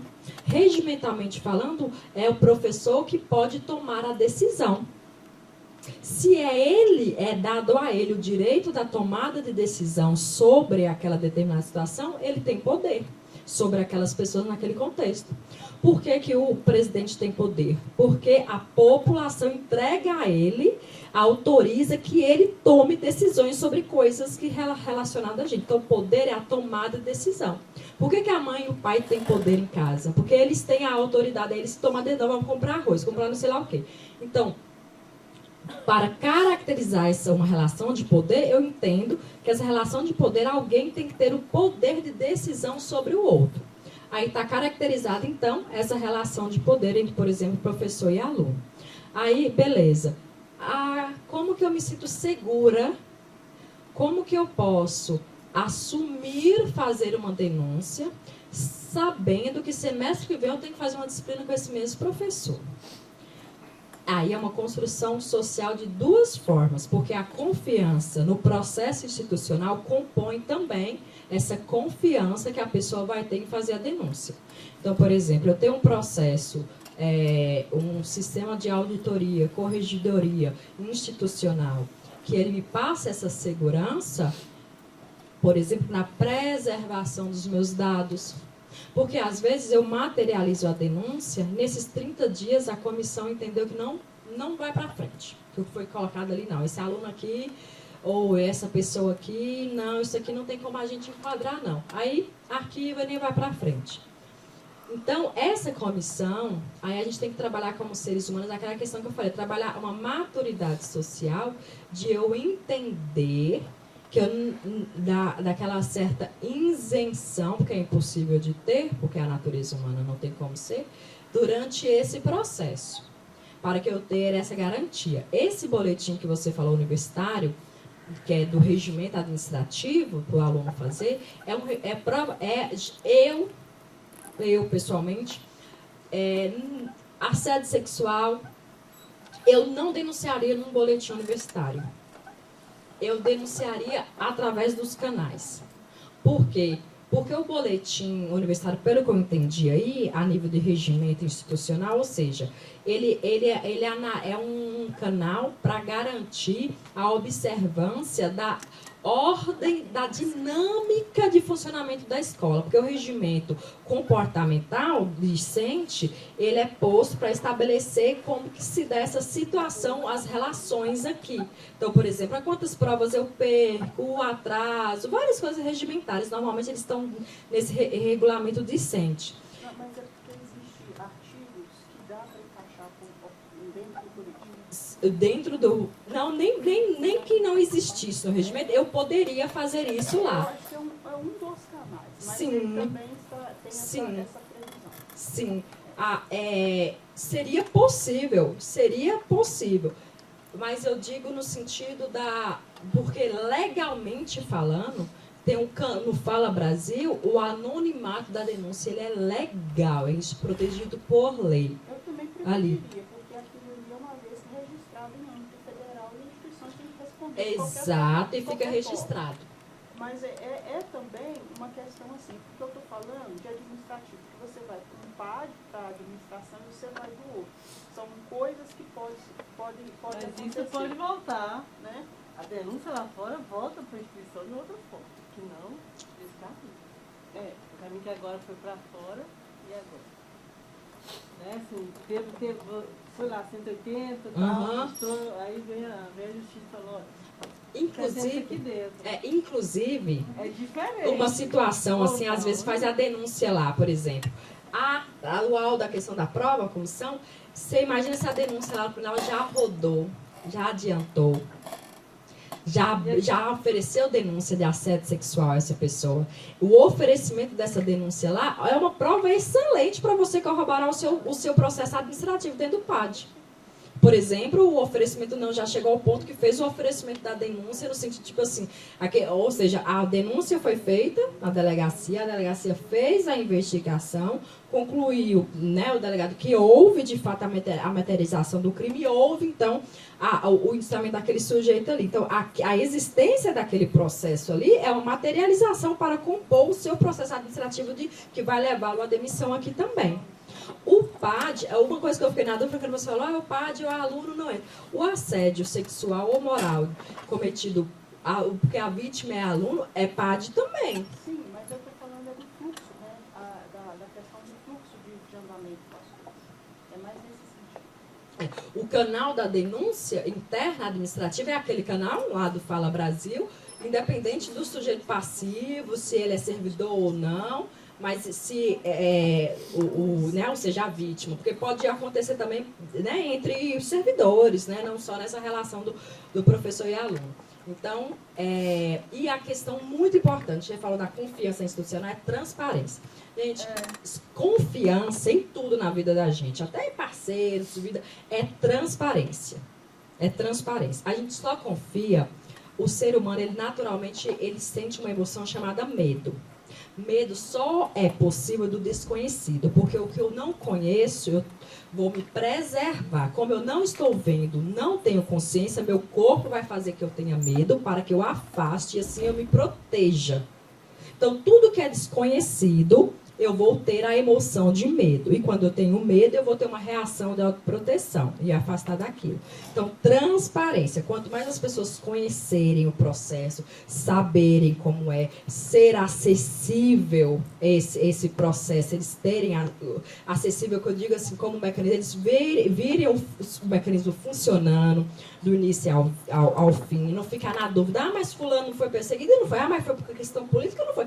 A gente recusou denúncia de por que a comissão recusou? Está fundamentada essa recusa? Está fundamentada? Fundamentou, né? Justificou por que não mandamos para frente a sua denúncia? Porque quando você dá a informação, fornece a informação, a pessoa ela vai entender. Ela entendendo, ela vai ter menos medo, menos deduções, e assim ela confia mais naquilo dali que vai resolver. Até mesmo no jurídico em geral. Por que a gente tem tanta desconfiança, muitas vezes, do processo jurídico? Porque a coisa é morosa, porque a gente vê que tem muita gente que, nossa, mais ou menos chega lá no final, não é penalizado. Então, ou seja, porque às vezes a coisa acontece que você não vê com muita clareza o que aconteceu ali mesmo. Ou seja, isso vai gerar desconfiança, não tem transparência, e aí você fica... A transparência é o fogo, né, a brasa ali que alimenta a questão da confiança. Então, essa participação, que é o que você fala, lembrar que somos universidade pública, ou seja,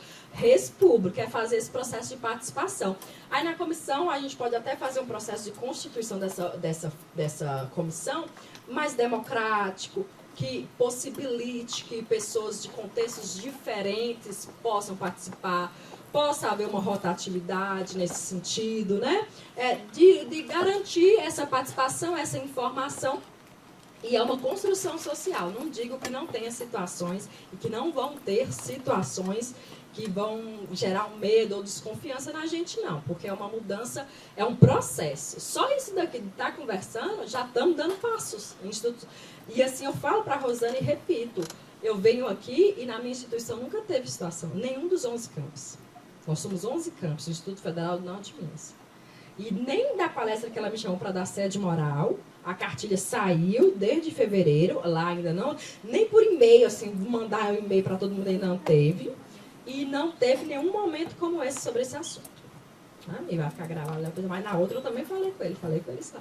Então, assim, passos. Aí o Ivone até me falou, olha, mas a gente trouxe o cara da licitação suas lá no passado, ele está muito à frente. Eu falei, pois é, umas coisas e outras, a complexidade de cada um. Então, assim, vocês estão andando, sabe? A gente não muda as coisas assim, felizmente. Principalmente questões, fato social. A gente está construindo um modo operante. Até mesmo para a gente, igual você falou, o contexto, na mesma escola, eles estão lá fora, aí vem para o ambiente daqui, e como a gente se comporta, a gente tem que lembrar que é um fato social, além de tudo isso também, é um fato social. Então, é muito complexo a gente compreender isso, a própria pessoa compreender, até mesmo esse senso que você tem, poxa, mas eu teria uma certa obrigação ali também de contribuir com aquilo, porque o problema maior, que a gente falou, é o poder. Esses são tipos de crimes que eles só ocorrem porque o autor ele se sente, de alguma forma, superior ou com direito sobre a vítima. Todos esses crimes de liberdade sexual. Então, é uma construção muito social de objetificação do outro. Perceba que quem sofre muito também, quando a gente fala desse homossexual, né? Porque é também... Aí uma análise interessante sociológica é o homossexual que ele tem características femininas. Em maior número também vai ser o homossexual, que ele vai ter gestos, que ele vai ter comportamentos afeminados. Porque ainda assim, no fim, nós estamos falando de uma sociedade que objetifica o feminino.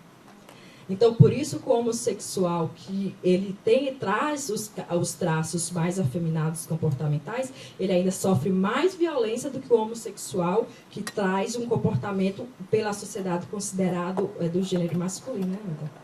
Você vê que, como feminino, ele ocupa um local de muita objetificação na nossa sociedade. O caso, por exemplo, dos transvestis, que são sempre muito violentos, inclusive. Né? As agressões, os homicídios que tem. Você vê, eles estão ali reproduzindo, são mais o traço feminino. Né? Ou seja, ainda é uma violência ao feminino. Né? A estrutura nossa, a gente vai analisar nesse sentido.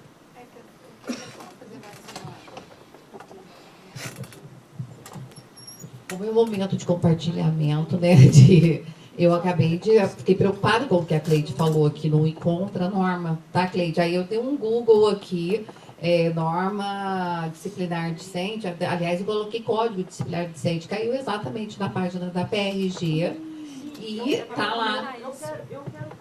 Porque é só, Cleide, veja bem, eu não estou te contestando, não. É porque eu vou aproveitar que tem alunos aqui, tem pessoas, né, que podem compartilhar essa informação, que é muito importante.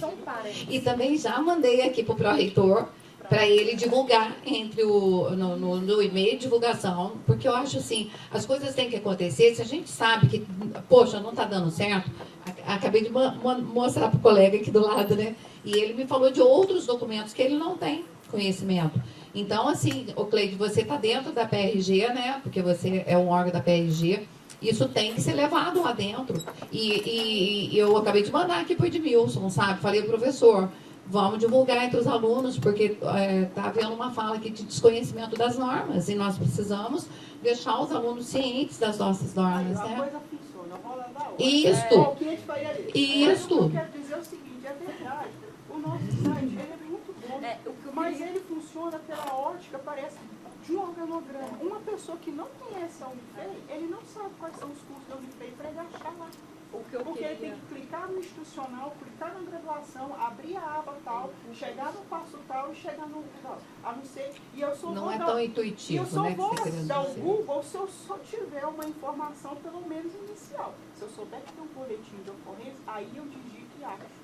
Google, boletim, Unifei. Mas se eu não tiver nem essa informação, eu não tenho nem como procurar pelo Google. É só acrescentar nesse fato. Mas é isso aí, ó. Aí, Rosana.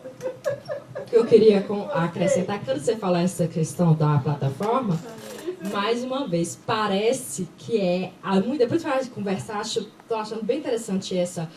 Parece às vezes que é só a gente na nossa ilha. Esse discurso exato que você fez sobre a questão do acesso aos documentos, lá na minha instituição todo mundo faz. Gente, mas o site parece, igual você falou da Via Láctea, parece, a gente não acha as coisas. O aluno também, aí muito aluno, mas moço, vai dar no regulamento, mas onde fica o regulamento? Aí acaba indo pro informal, a gente sempre passando para o aluno pelo WhatsApp, o documento para ele ver. Então, aí é uma discussão a ser feita sobre a questão do intuitivo, mas o quanto que as tecnologias da informação, elas são amigáveis ao seu objetivo. E aí, como a transparência é essencial para que a gente, por exemplo, uma coisa, eu dou gestão pública para os alunos, né? E aí, o problema, a gente tem dados que estão lá, por causa da lei do acesso à informação. Aí os órgãos públicos chegam lá, tá com uma planilha de 400 páginas e publica lá no portal da transparência, pronto, dei publicidade. Isso não é publicidade, na hora que a gente vai olhar o princípio da publicidade.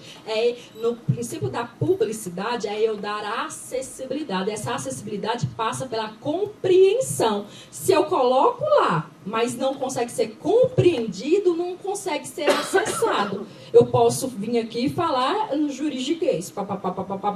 Eu dei publicidade? Não dei, porque eu falei no juridiquês. Não adiantou nada.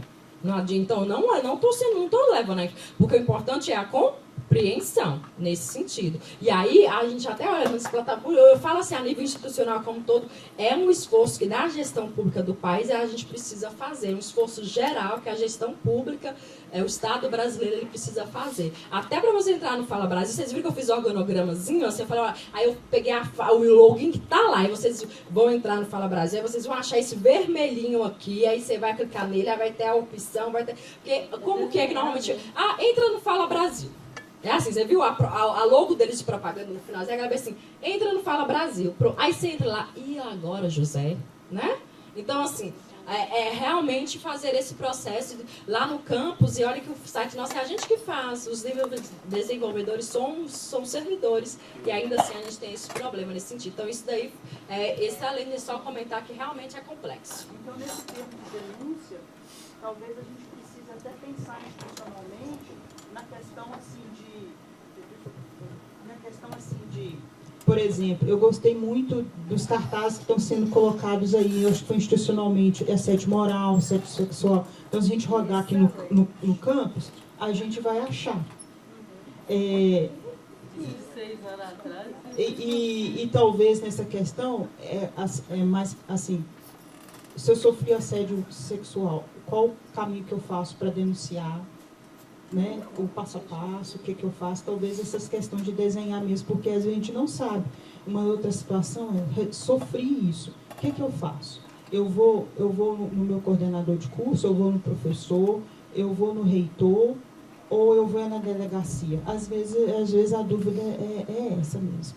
E às vezes a gente saber que na verdade a gente vai fazer as duas coisas, mas qual o procedimento a gente não tem esse caminho. Por exemplo, você mostrou um número ali. Eu estou com 188 por causa do Setembro Amarelo gravado na minha cabeça. Agora, ali já tem um outro número, 180, né?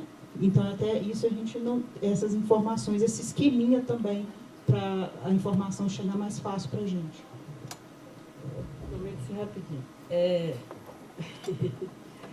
Eu queria te falar, perguntar aí que a aluna é o seguinte, ou qualquer pessoa, não pode falar. Eu acho a questão, quando o Aldo fala a questão das provas, isso é muito importante, tanto, né, do que aconteceu e quanto a gente chega a outro ponto que às vezes muita gente não discute, que é a acusação falsa. Né? Isso acontece. Isso também arrebenta com a vida da pessoa, que a gente já vê, é um crime, viu? É crime. E outra coisa, também a pessoa nunca mais é a mesma, mas ela sofre uma acusação falsa, né? Ela carrega a mesma pessoa se ela foi violentada da mesma forma. E porque a gente vê, mais fácil ver na mídia, quando a pessoa, né, a questão do racismo, pessoas que são pretas, que são confundidas, é tudo a mesma coisa, né? Então fica preto. E tem que ser, mas o que é a questão? É realmente conhecer. Precisa desse conhecimento. A gente precisa saber o que é, igual você falou, né? Como é feito, a questão do fluxo de atendimento, disso ser claro, e outra coisa, de inflamar a cultura, né? Da testemunha, né? A gente saber o que fazer, cada um se proteger nesse sentido, não nos extremos, né? De se isolar, não, né? Mas essa questão, olha, está acontecendo, o conhecimento, se a pessoa que está vai saber, não, isso é uma importunação, isso é assédio. Não, isso aqui não é assédio, né? Não é assédio moral, porque aconteceu uma vez e passou e nunca mais. Né? Mas eu vou ficar atenta. Tá? Então, essa questão do conhecimento e da proteção, isso ajuda da questão das provas. E hoje onde é feita essa denúncia, que até que a pessoa ia vir de fato realmente vigiar a denúncia para que a pessoa seja penalizada. Primeiro, porque a vítima sofreu, né, o agressor está aí continuando a fazer a pessoa sofrer, né? Isso eu estou falando assim no geral, né? E não é feito nada, né?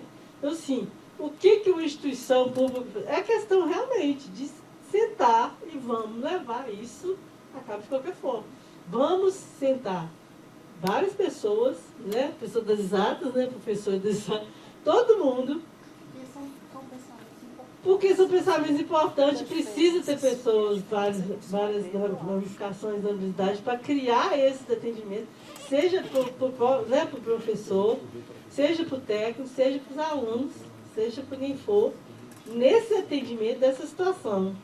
Seja lá fora no sentido assim, a pessoa sofreu, a universidade não tem essa necessidade, né, da punição, mas essa pessoa, ela trabalha aqui, ela é aluna, né, e o que está fazendo?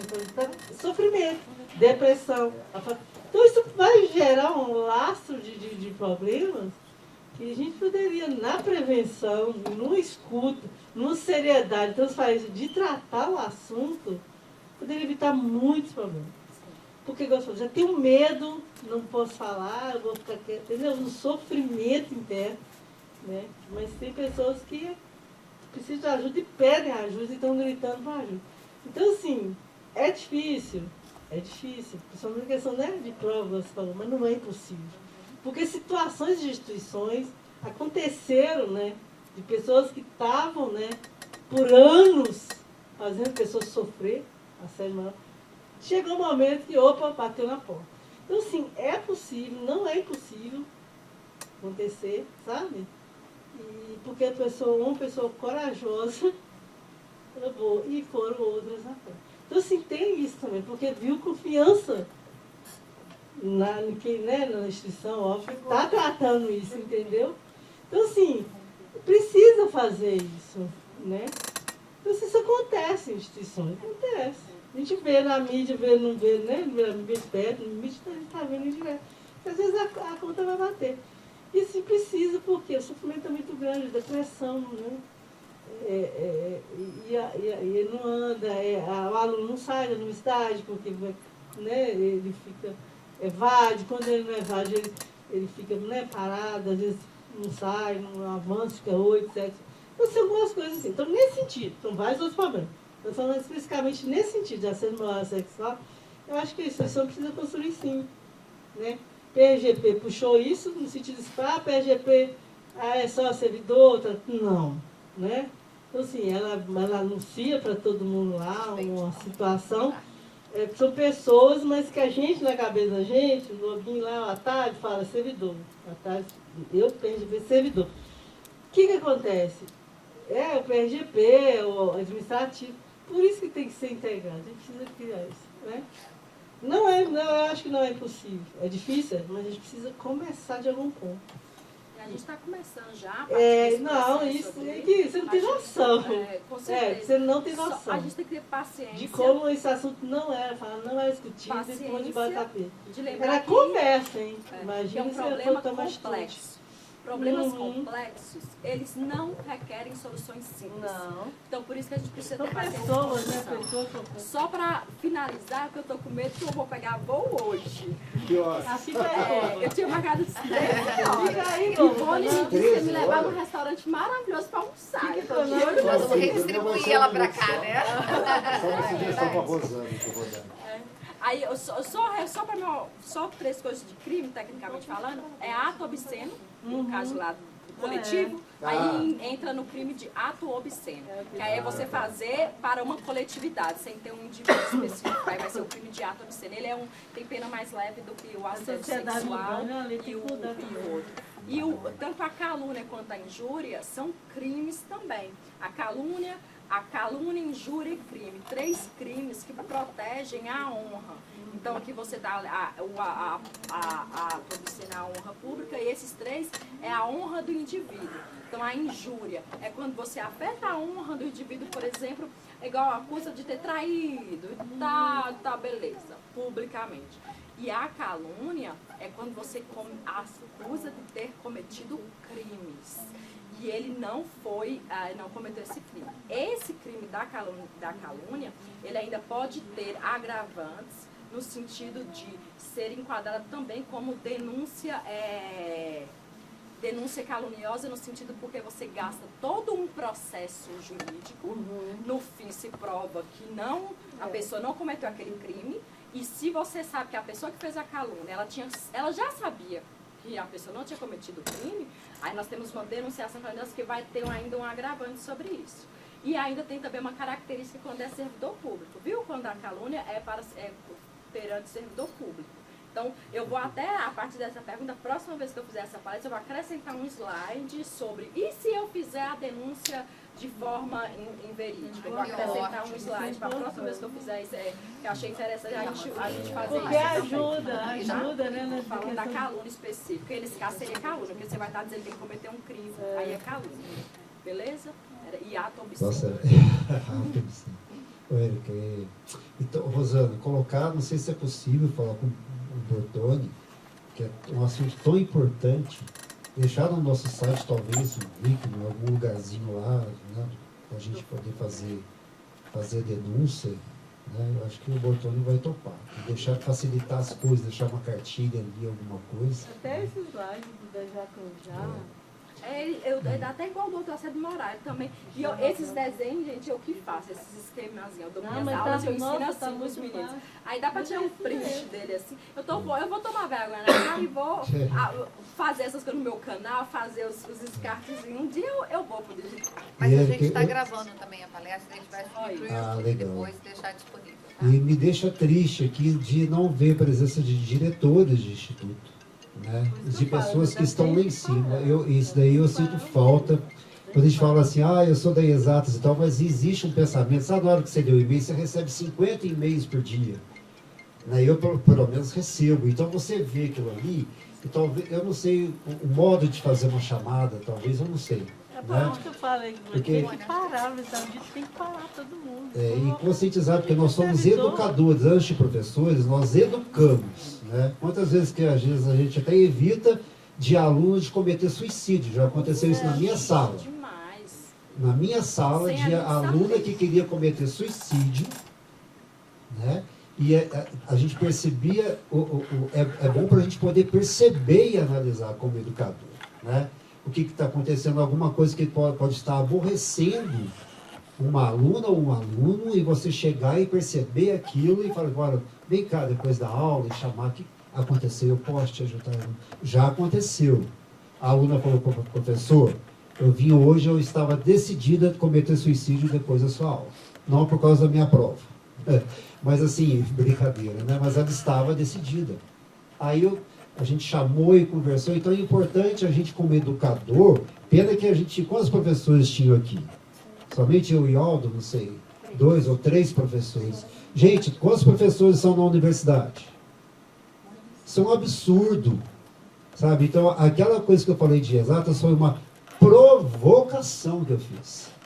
É deixar uma provocação mesmo, porque a gente não pode ter esse raciocínio. A sua fala foi muito boa, Paulo, nesse Essas caixinhas. Né? Então, até a Cris falou, desculpa professor, mas não sabe, é uma provocação que eu fiz mesmo, porque nós educadores temos que estar aqui, né? Temos que ter essa consciência, tá?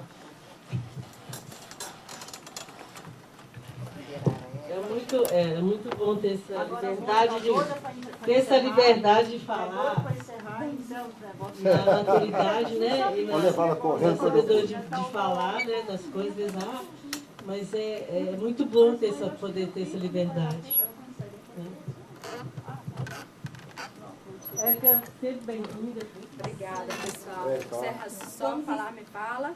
Vou dizer, agradecer muito a todos vocês. Acho que sabe que o tempo no chat foi a mesma coisa aquela vez, né? Muitas perguntas e tudo mais. Só agradecer e lembrar muito só disso, sabe? Acho muito importante a docência. A gente, infelizmente, é formado e vem para dar aula como se a gente fosse os profissionais de nossa formação, os bacharéis. E é uma luta minha que eu falo muito isso. Eu sou bacharel em administração, bacharel em direito, mas eu sou professora. E ser professor é diferente de ser administrador ou de ser operador do direito. Então, a gente tem que ter essa mentalidade. Eu sou professor de engenharia de não sei o que, mas eu sou professor.